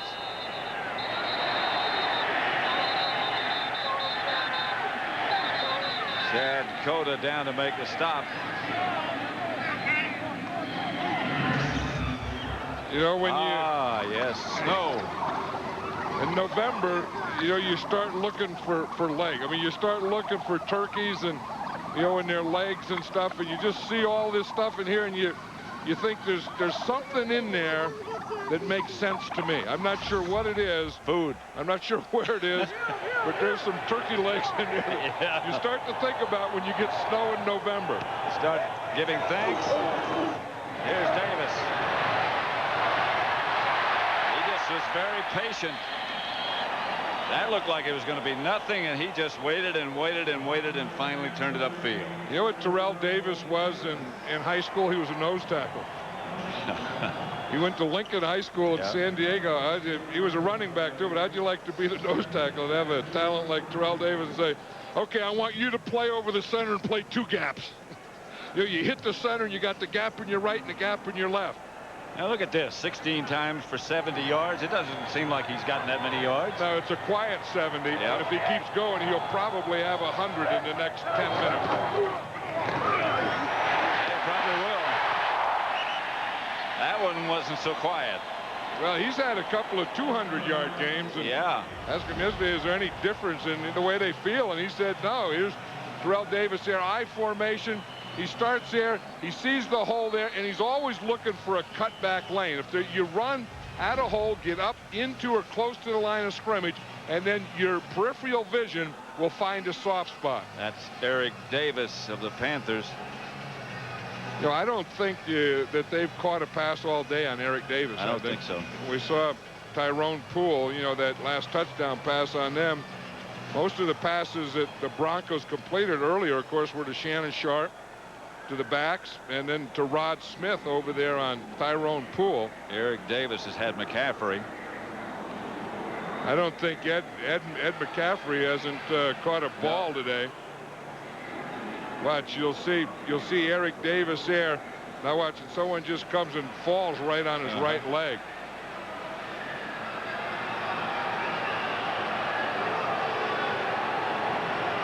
Davis headed for the sideline. He's been a real steadying influence. Well, you know, he's a real smart player. In fact, he was saying that he learned football from Tim McDonald when he played with the 49ers. That was a heck of a backfield. Remember, they had Deion Sanders on one corner, Eric Davis in the other corner, Tim McDonald and Merton Hanks as safeties. And that was a heck of a backfield. And he said that was the best group that he ever played with. In fact, that would be one of the best groups that anyone ever played with. Davis again. And again, it looks like they had him stopped at the line of scrimmage, and he got about 3 yards. Les Miller.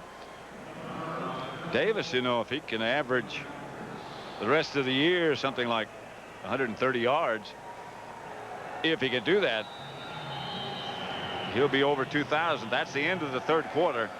With the score, Denver 27, Carolina nothing. Fox NFL Sunday will continue after these messages and a word from your local Fox station. Bruce Willis stars in the network premiere of Die Hard with a Vengeance, Tuesday on Fox. Good things are waiting for you at Michael's Furniture Showplace. Hi, this is Marty Goffin. For the best selection of furniture any place, all in one place, it's Michael's Furniture Showplace. From leather to cotton, contemporary to traditional, we have the style, quality, service, selection, and savings. For over 36 years, we always have the best furniture for the best price. Good things are waiting for you at Michael's Furniture Showplace. With 3 powerful Magnum engines to choose from, a Dodge Dakota can be very big. Or from a dollars and cents point of view, quite the opposite. Here's a big surprise from the truck that's full of surprises. Buy a Dodge Dakota and get a Magnum V6 at no extra charge. See the friendly Northwest Dodge dealer near you.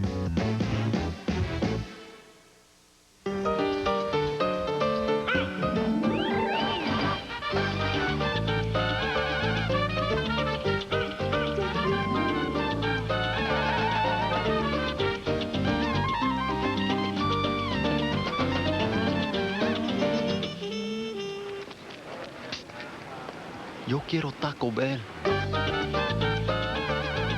double-decker taco is sort of like getting 2 tacos in one.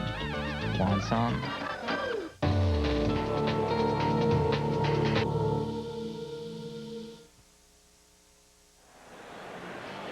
Boy, what they say about the weather, about if you don't like what it is, stick around a while, it'll change, and it's changed.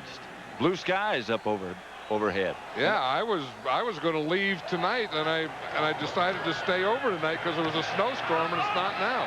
Elway, incomplete. Intended for Shannon Sharpe. This game is presented by authority of the National Football League, is intended for the private use of our audience. Any rebroadcast or other use of this telecast without the express written consent of the Denver Broncos and the NFL is prohibited. That was a play that they were going to get a touchdown on that one. They put Shannon Sharpe out to the outside and had a linebacker out there on him and Michael Barrow, and they were going to go to work deep on it and just didn't get it. So it's third and about 4.5. Elway juggles the high snap. Going to throw it up in the air deep again, and Rod Smith makes incomplete. He had it and dropped it on the way down. Now they were going to work on Tyrone Poole over there. You can tell that, you know, first of all, they were going to get their run, and they were going to get Shannon Sharpe, and then if they're going to pass deep or pass to a wide receiver, was going to be to their left against their right corner. Poole was in pretty good shape that time. I mean, you know, that time he got there, got turned around, and had his hand and arm in there about the same time the ball got there. Bruin back to punt. His first today was 45 yards. Winslow Oliver back deep for Carolina. Carolina's coming on a punt block. He'll get it out of there. The coverage is down. It signals fair catch. And that was a very wise decision. 27-0.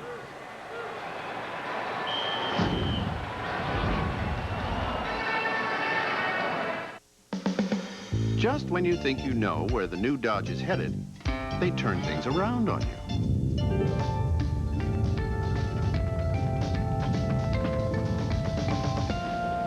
Introducing Durango, a whole new kind of roomy, powerful, versatile sport utility.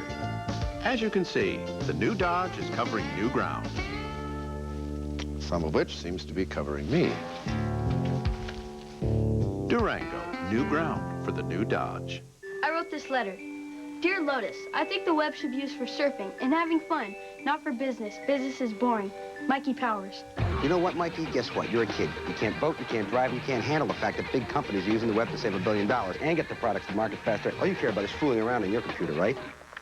But who pays for that fancy computer, huh? Your parents. How do they make money? Business. So you know what, Mikey? Go to bed.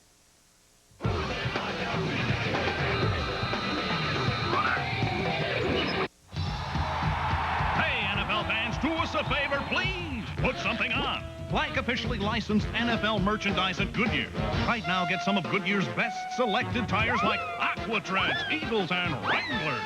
And get $50 or $75 good towards officially licensed NFL merchandise at participating Goodyear retailers. Call 1-800-GOODYEAR for the retailer nearest you. Great Goodyear treads, incredible NFL threads. Oh, nice fashion statement, fella. Fox NFL Sunday is brought to you by the new Dodge. It's about change. By Visa, the official card of the NFL. It's everywhere you want to be. By fast, reliable FedEx. It's the way the world works. And by Goodyear, #1 in tires.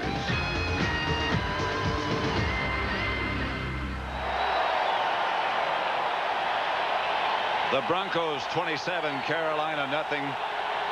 Panthers ball at their own 14. They haven't been able to get anything going on offense. Collins fighting to stay upright, but Lodish and Williams. They go Lodish in there. They put him on in there on first down to stop the run. He gets the pass. There's the guy with the barrel. He had to pick up that thing and decide he was going to get in that. Where does he keep it? That was what he was going to do. That's what I said. Is that a closet thing or is that a drawer thing? Because they, good pass rush. Really, that's like a jailbreak. I mean, it wasn't. Lodish gets the sack, but they had about 4 guys in there on Kerry Collins. 2nd and 14.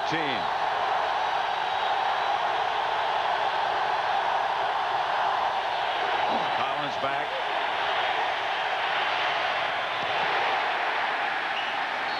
Reception made by Fred Lane. Boy, has he got an indoctrination today after that big game last week. Alan Aldridge has been a big part of that, too. Yes, I mean, you remember that time that Fred Lane ran in there and Alan Aldridge hit him and caused a fumble, and he's been all over the place today. Alan Aldridge has come up with a lot of big plays.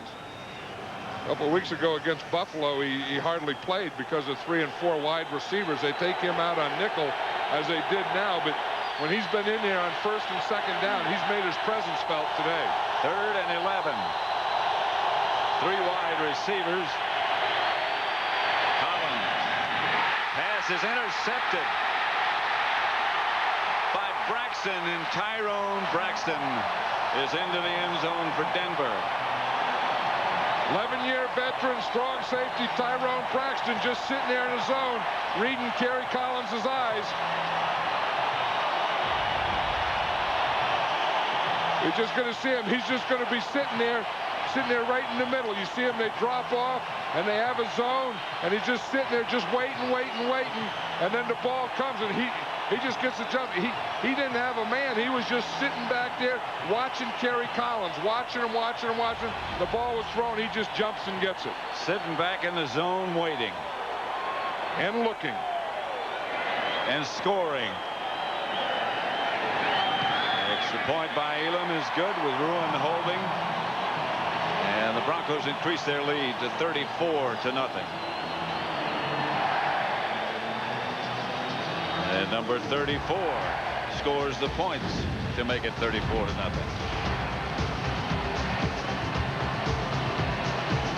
Lovely sight.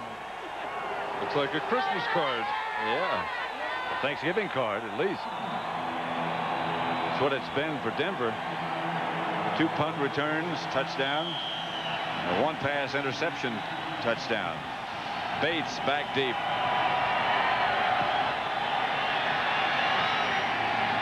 Line drive kick is fielded at the 1. Bates to the 27.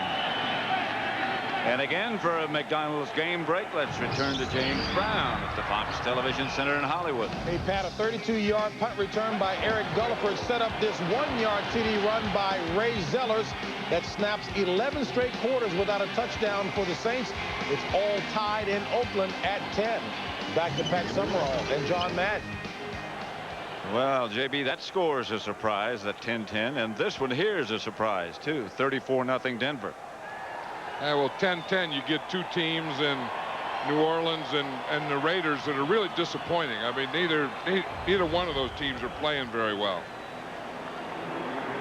There's been a lot of this in this game today. When the play's over, you see Michael Bates push, and a lot of those types of things that are kind of unbecoming and not what you'd expect from the Carolina Panthers and the Denver Broncos.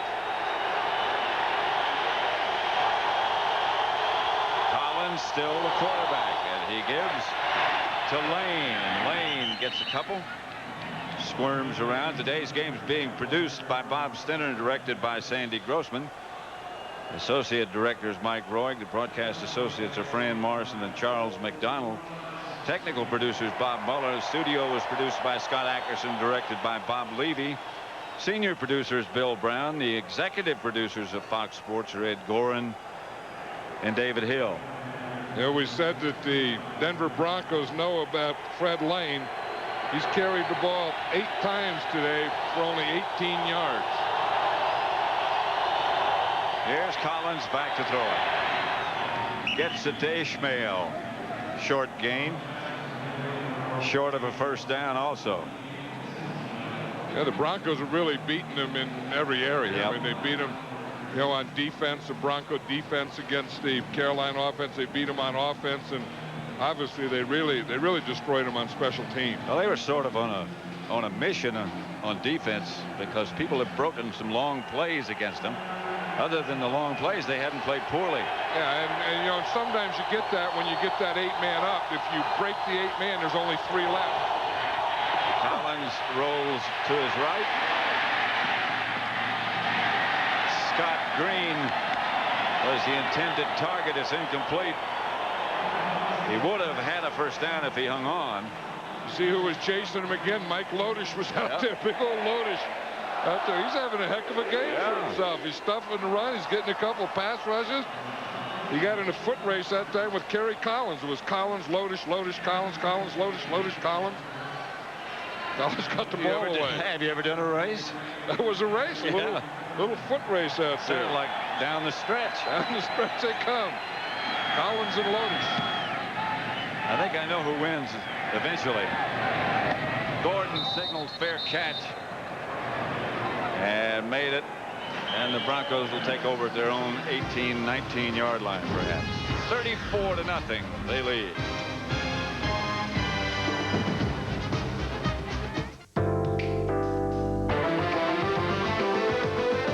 We surprised you with the largest interior in the class, the biggest engine available, a remarkably long wheelbase, and the steering feel of a sports sedan. And then J.D. Power & Associates added one more surprise. They ranked Dakota most appealing compact pickup. Dodge Dakota. It's full of surprises. Dad, what's that? Well. Dad, it's a bear. I'll check. Everything's fine. Would a nightlight help, son? Every day, car batteries are put to the test. And every day, America's most trusted lives up to its name. Die Hard, tried and true. Ha ha, Dad, very funny. I rolled the dice for $8. I unloaded my Tonka for $12. Get the lowest commissions possible with Ameritrade. Internet trade for $8, touchtone trade for $12, or trade with a broker just $18 no matter how many shares you trade. We went to Club Med for $18. Plus, your first 5 trades are commission-free when you open an account. Call 1-800-592-7542 or visit our website. Ameritrade. Smartest way to trade, period.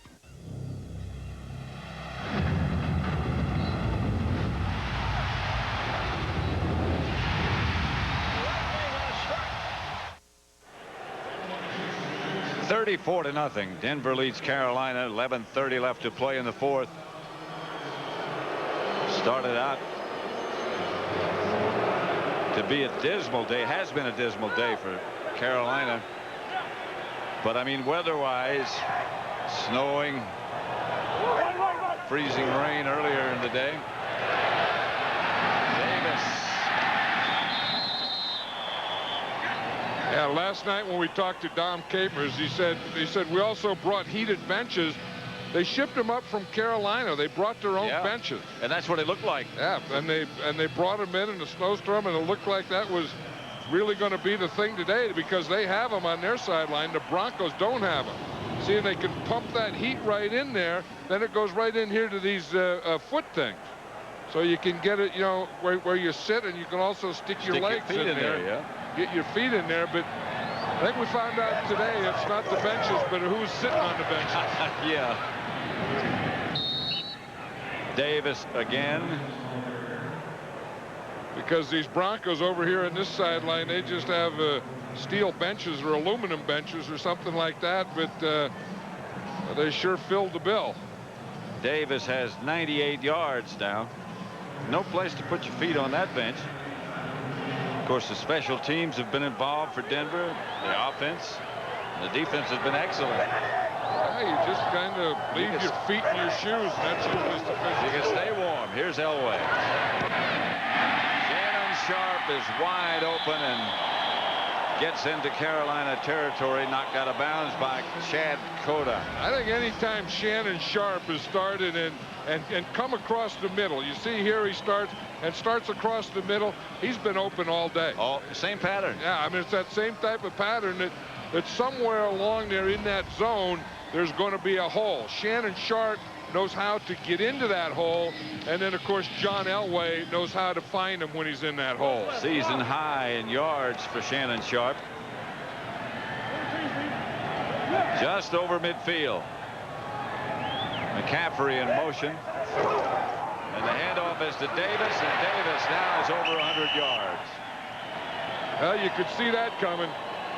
He said when he was in high school and he was a young player, he said he used to want to be like Tony Dorsett. In fact, he had number 33, and that was the guy. And now there's a heck of a lot of kids in high school and junior college and college that I'm sure that want to run like Terrell Davis, because he's something special. I mean, he's something special. And you could just tell that. Yeah, as a football player, and he's something special as a guy. I mean, the Terrell Davises are good for this league. Hebron has replaced Davis. This is Von Hebron. Yesterday, we talked to Terrell Davis about how much he enjoys playing in the NFL. I think I'm having a good time. I think I missed that in high school. I missed it in college. I wasn't having fun. It was more of a chore.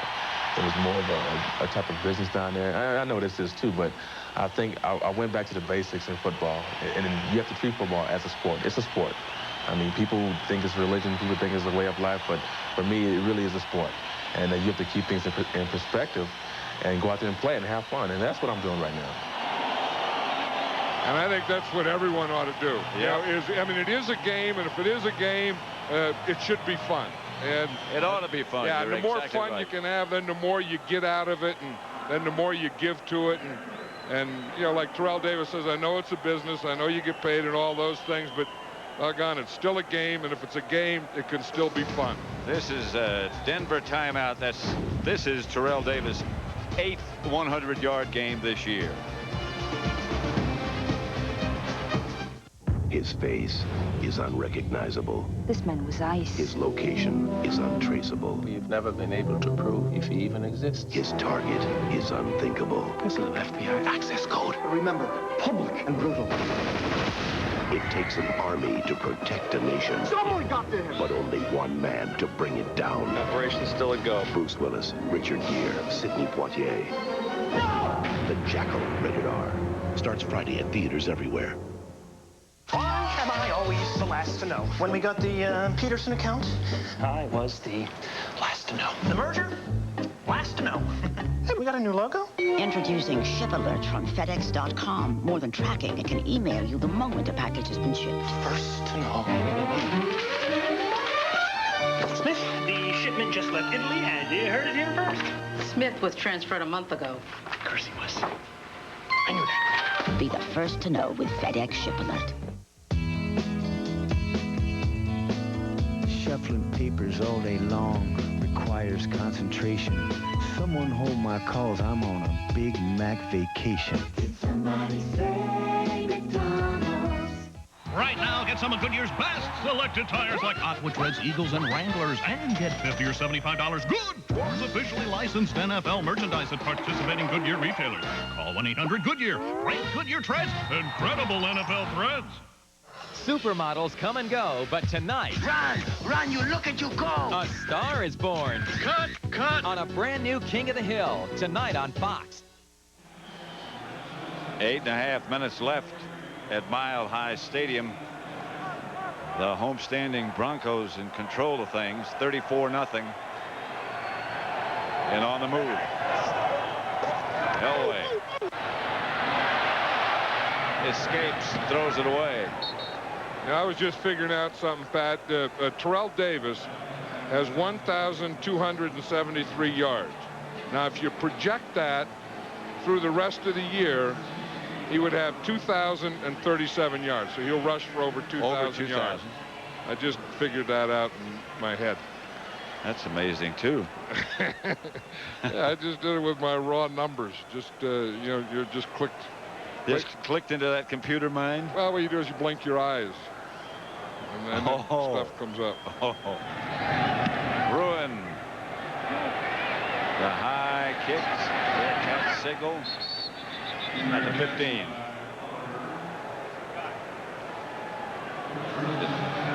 A change in complexion for the Denver offense since Terrell Davis has been here. Look at this. Yeah, if you look before he came here, look at they were doing 92 yards a game rushing, and that ranked 23rd. Then after he got here, he's been here 3 years, but look, they've averaged 125, 148, 162. They go up every year. They were 5th, 1st, and 1st. And then again this year, you know, if we take our projections that we just projected, in those projections this year he could be over 2,000 yards. And that hasn't been done except by a couple of guys. Scott Green makes the reception coming out of the backfield. There's old Lodish in there. Where'd you see his dad? Yesterday at practice. Oh. He was just standing there. He didn't know he was going to be playing this much. I wonder if he could get money out of his back pocket. No. I mean, he couldn't get money out of his back pocket because money wouldn't fit in his back pocket. And he couldn't reach it. And his hand can't reach back there if it did fit in his back pocket. Because he has some tight combinations back there. There's Collins. Down he goes. There's old Lodish again in there. Yep.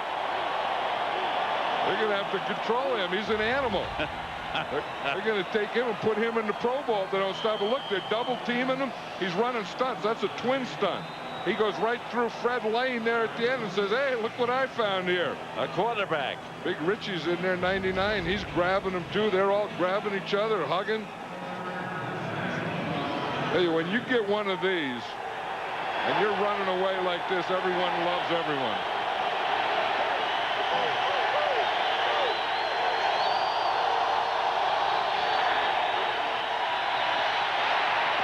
Sidearm incomplete, intended for Anthony Johnson. And the Panthers again will have to punt. You know, Darian Gordon, of course, is a punt returner. We know that he scored 2 already, but they haven't thrown on him much. I mean, he's not only the punt returner on this corner, on this team, but he's also the starting corner. Yep. And I don't remember them throwing or catching a pass on Darian Gordon. They may have, but I don't remember one. They didn't even try. So he must be doing something right out there in the corner, too. He's going to have a chance with this one.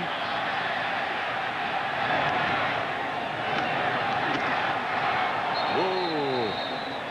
He came very close to breaking that one. He's broken 2.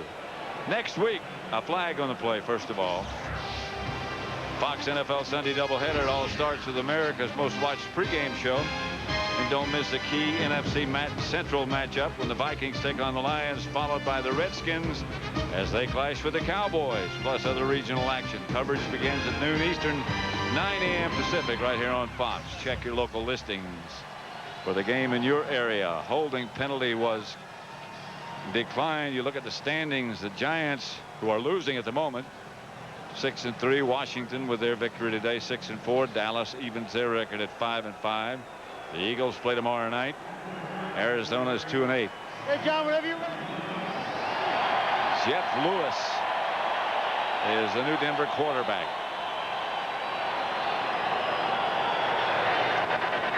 Jeff Lewis from northern Arizona. To Hebron. Vaughn Hebron, ex-Philadelphia Eagle. Yeah, Von Hebron was waiting for his pulling guard, Mark Schlereth, to throw. Because you have to get that guard, has to get out in front there, and then he has to make a move. And then Hebron could only wait so long, then he just had to leave him. But Schlereth got out there and just didn't do anything. And the thing, when you're a pulling guard, you have to get out there, then you have to get upfield, then you have to throw on a defender. Carolina Panthers have a short history, but in that short history, they have never been shut out. They have never lost with more than 22 points. Right. By more than 22 points. Hebron.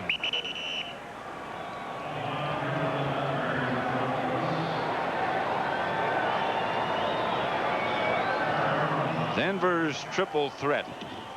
Elway, Davis, and Sharpe. And they've all been productive today. Yeah, and then if you were going to add a quadruple threat, you'd add Darian Gordon, because he was the guy that really broke the game open. I mean, when he got those 2 touchdowns and when the offense of the Broncos couldn't convert those third downs, Darian Gordon got him touchdowns while he was waiting for the offense. 3rd and short.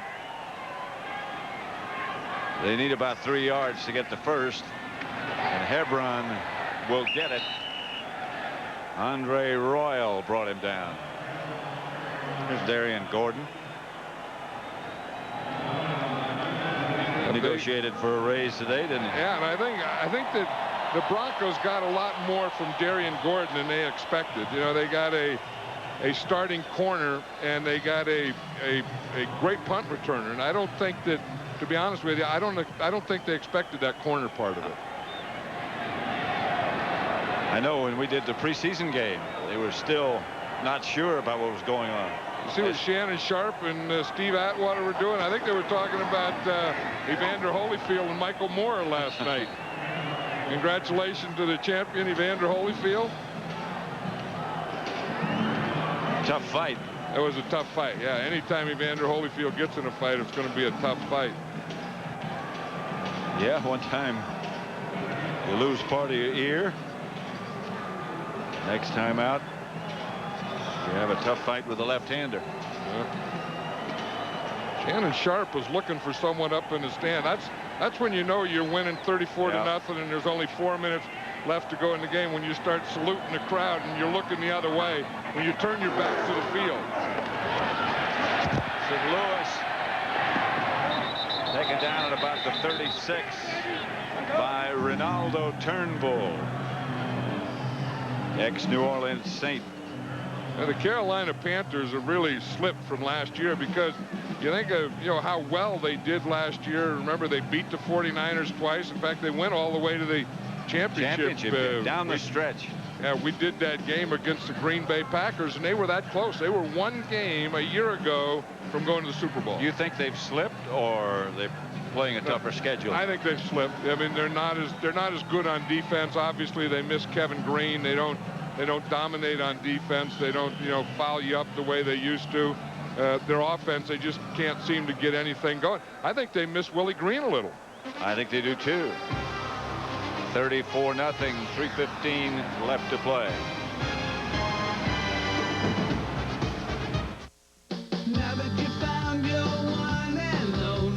No matter what you drive, Sears has a Michelin tire for you. And now they're all on sale. All Michelin tires on sale through November 18th. Tell us the truth, Dr. Trang. Which battery will last over 30% longer in these digital cameras? Duracell or Energizer? Energizer. Well, lucky bunny.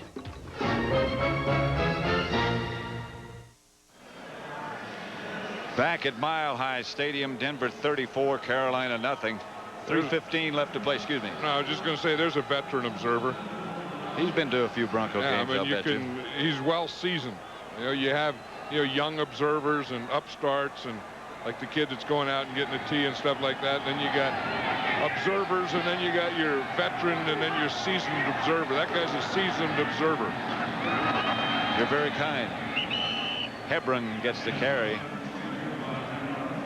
Like, he goes all the way back to when the Broncos were really the Orange Crush. I don't know. You know, you look at these Bronco uniforms, and they don't talk much about them anymore, because they're going to be 9-1. And when you play well, everything looks good, and everything smells good, and everything tastes good. But I don't know. I still say the first time I saw these uniforms, I said, you know, they don't look like they're finished yet. Right. They look like they're kind of like halfway between what they were and what they're going to be. They were all blue at that time. The time we saw them in preseason, they had blue pants. Yeah. But I still don't know that they're finished. I mean, they still don't look like it's a finished look. You said everything smells good. Were you in the locker room yesterday? Yeah, locker room. I love the smell of locker room. That's Anthony Lynn. In fact, you know, we were talking about John Elway and how his son Jack was playing a game yesterday. He was playing a game against Anthony Lynn's son. That's right. And so both Anthony Lynn and John Elway were going to that game. I don't know who went. I didn't get a report on that game, but they say Anthony Lynn's son is a heck of a player too. John's waving to the family. 2 minutes left. The Broncos total control. Miller Lite presents. My name is John O'Neill. I believe I am the patron saint of the Packers. One night, I had a vision. Then I heard a voice. It said, "John, you will be the humble servant of the Green Bay faithful. From this night forward, you shall be known as St. Vince." Do you think these robes make me look fat? I'm Kenny, a friend of Dick's. Miller Lite has asked me to find 4 cheerleaders to send to the Super Bowl. Today you're going to meet the Caesar brothers from Hawaii, USA. They have their own way of looking at cheerleading.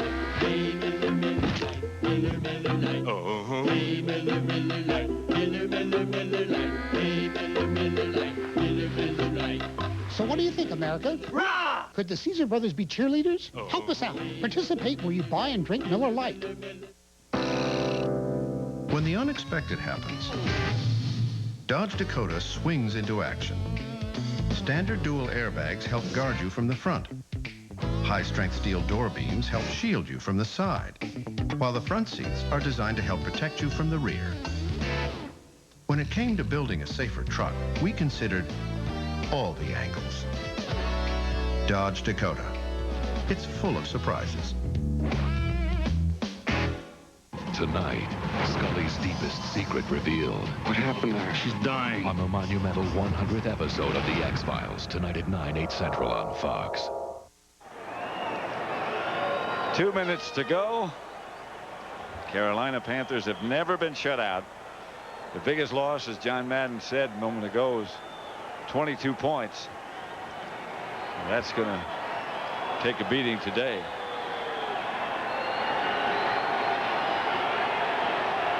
Looks like the Broncos are just going to kneel down.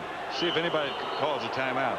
Well, the fans that have left here don't want that.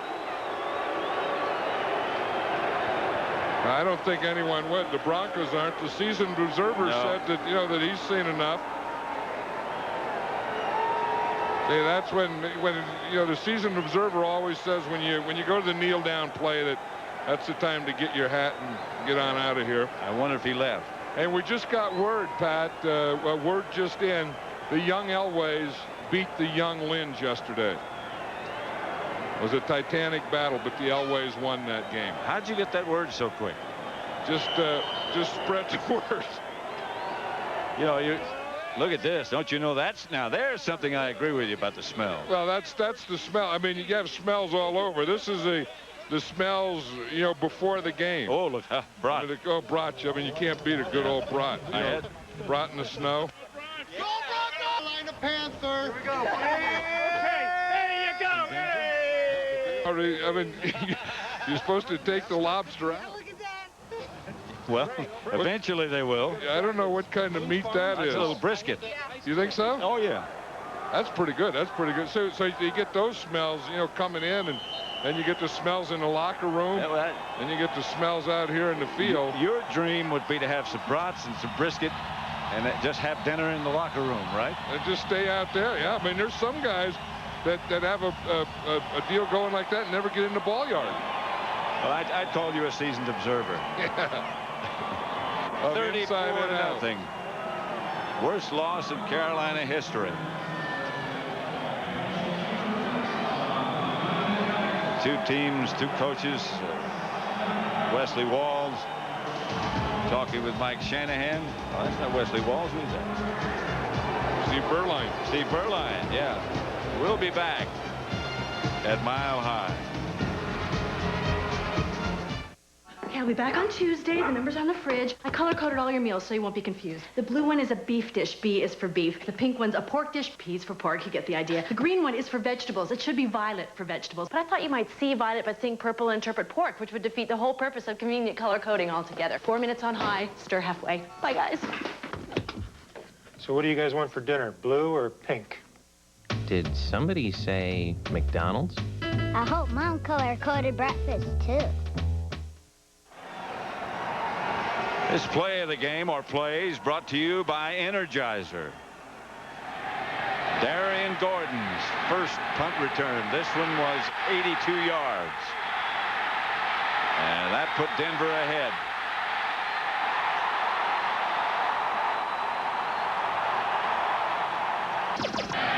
Here's his second one. This one's 75 yards. He became the 8th player in the history of the NFL to return 2 punts for touchdowns in the same game. There, the two involved in the incident in the pregame, in the preseason game. Kerry Collins' jaw was broken. They've mended their friendship. We'll be back. Michael Jordan is CEO Jordan.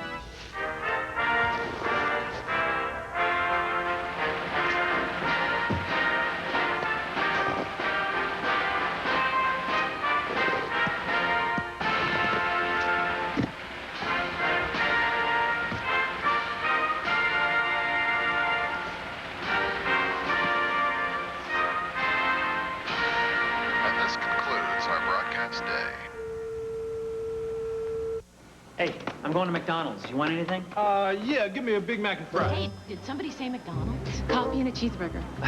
Number 3, and supersize it. There is cheeseburger, apple pie, Coke, and you have call line 7. Barry, fell in the mailroom. Look, we need 4 Big Macs. Could you hurry, please? Thanks.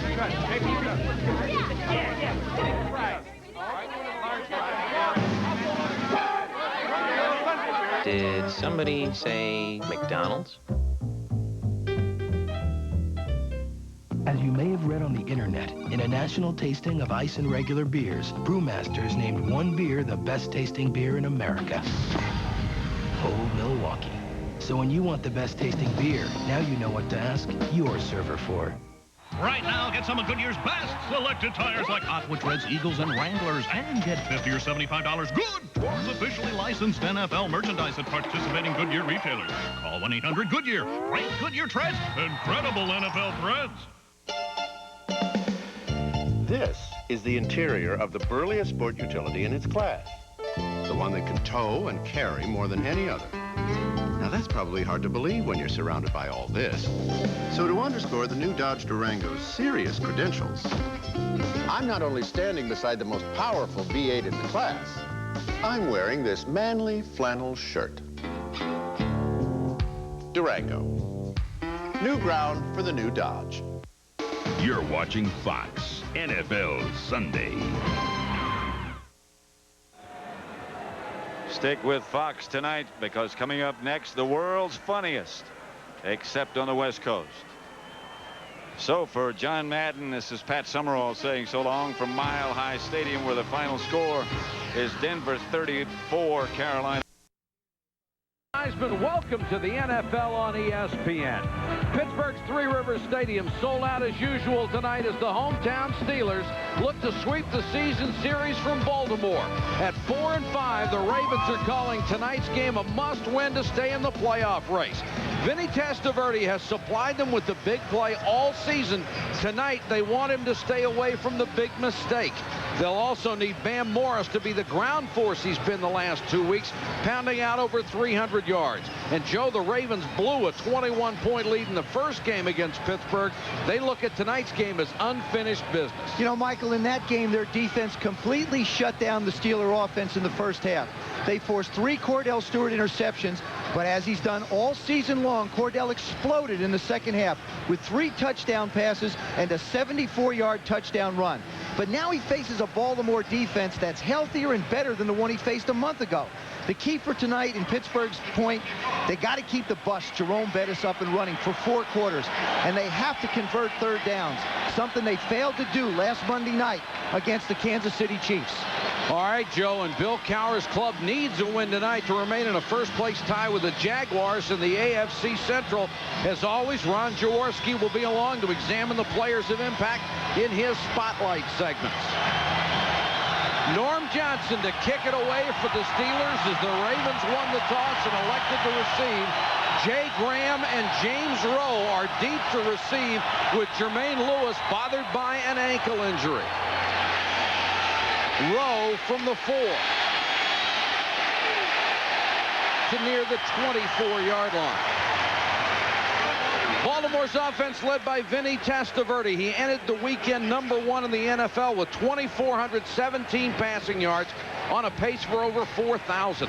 Eric Green was a Pro Bowler with the Steelers, and he's having a Pro Bowl year for the Ravens with more catches than any other NFL tight end. Up front, Jonathan Ogden, a consensus all-rookie as a guard last year, has all-pro potential at tackle.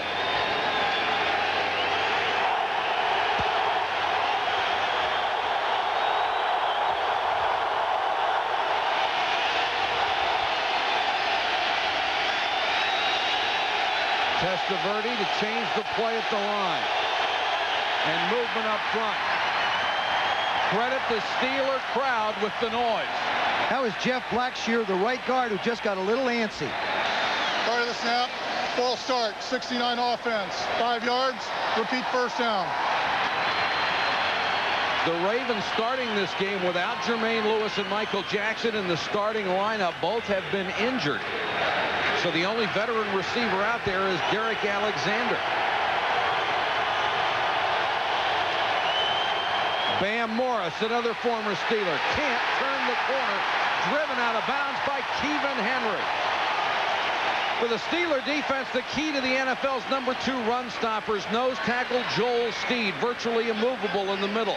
At 275, Levon Kirkland is a crushing tackler at inside linebacker. He made the Pro Bowl a year ago. And Carnell Lake, a Pro Bowl strong safety, has been playing corner. Tonight he goes back to safety to cover the slot receiver in that 3-wide receiver set. Kirkland at 275, still very mobile.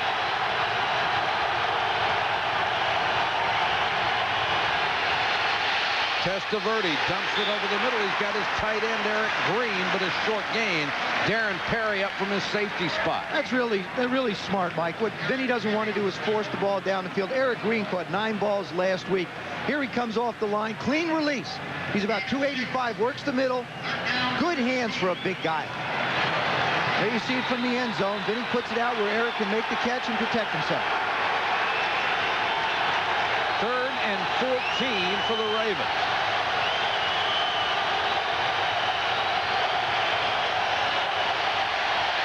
Delayed blitz. Testaverde with time. That's tipped up in the air and intercepted. Picked off by the linebacker, Stephen Conley. There is a marker down, and so is Vinny. Myron Bell looked like he tipped the pass.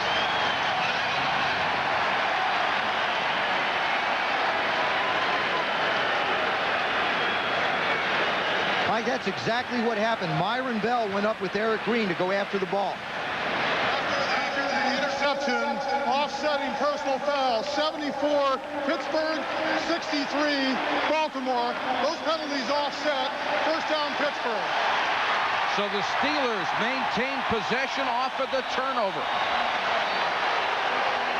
Testaverde basically gets good pass protections. He's sitting in the pocket comfortable. He tries to make the play, throws it a little bit behind. As Green tries to reach up, it hits Bell, winds up coming right back for the interception. So a big break for the Steelers. They take over at the Ravens 25. Very similar to what happened the last time these two teams played, except it went against Pittsburgh that last time. Out of the eye. Movement up front, no play.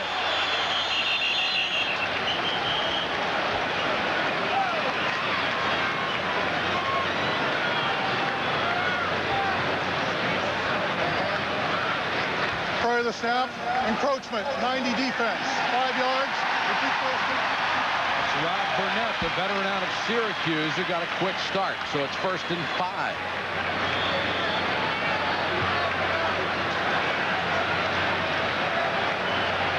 Ravens defense much better than it was earlier in the season when they had so many injury problems.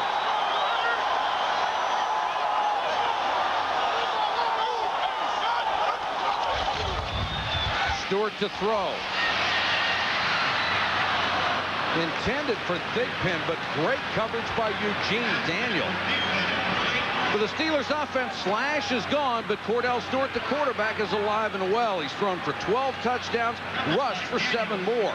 Yancey Thigpen has been his favorite receiver, third in the AFC with almost 700 yards receiving, and a great run-blocking line centered by perennial All-Pro Dermontti Dawson, maybe the best in the business. I got to believe here, Mike, you want to give it to the bus to get him started in this game. 2nd and 5. And the bus gets his first carry for about 3. Here's the Ravens defense up front. Michael McCrary leads the line in tackles. He's 3rd on the team and also has 4 sacks. The NFL's youngest group of linebackers, led by second-year man Ray Lewis, 122 tackles in 9 games.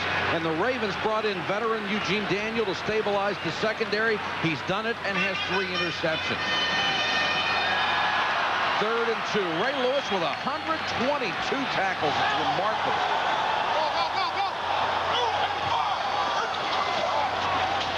Stewart into the flat. There is a flag down. This may be a late hit. Mitch Lyons, the tight end, made the catch.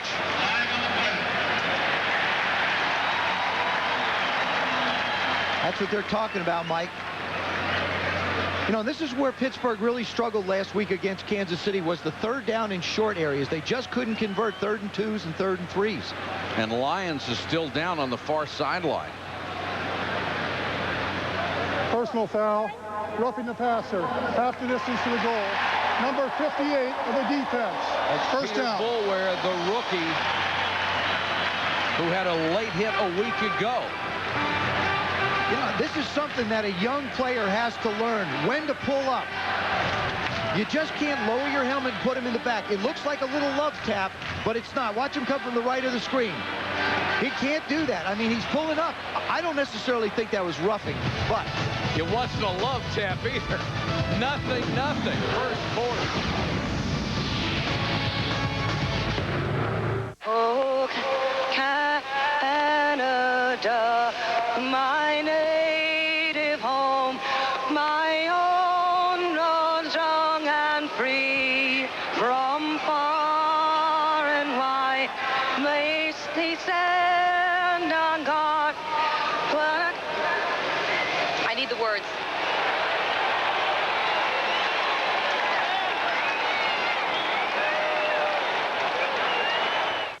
We all reach out for something only a company like Travelers can provide. Whether it's life insurance or long-term care to protect you today or annuities to enrich your tomorrows. Travelers Life and Annuity. We give you something to hold on to. Time can be stopped. Timex Ironman Triathlon watches keep going. 2 tickets, $28. 2 hot dogs, 2 popcorns, and 2 sodas, $18. 1 autographed baseball, $45. Real conversation with 11-year-old son, priceless. There are some things money can't buy. For everything else, there's MasterCard. Accepted all over, even Major League ballparks. ESPN Sunday Night NFL is brought to you by Courtyard by Marriott, the hotel designed by business travelers, by Travelers Insurance. What we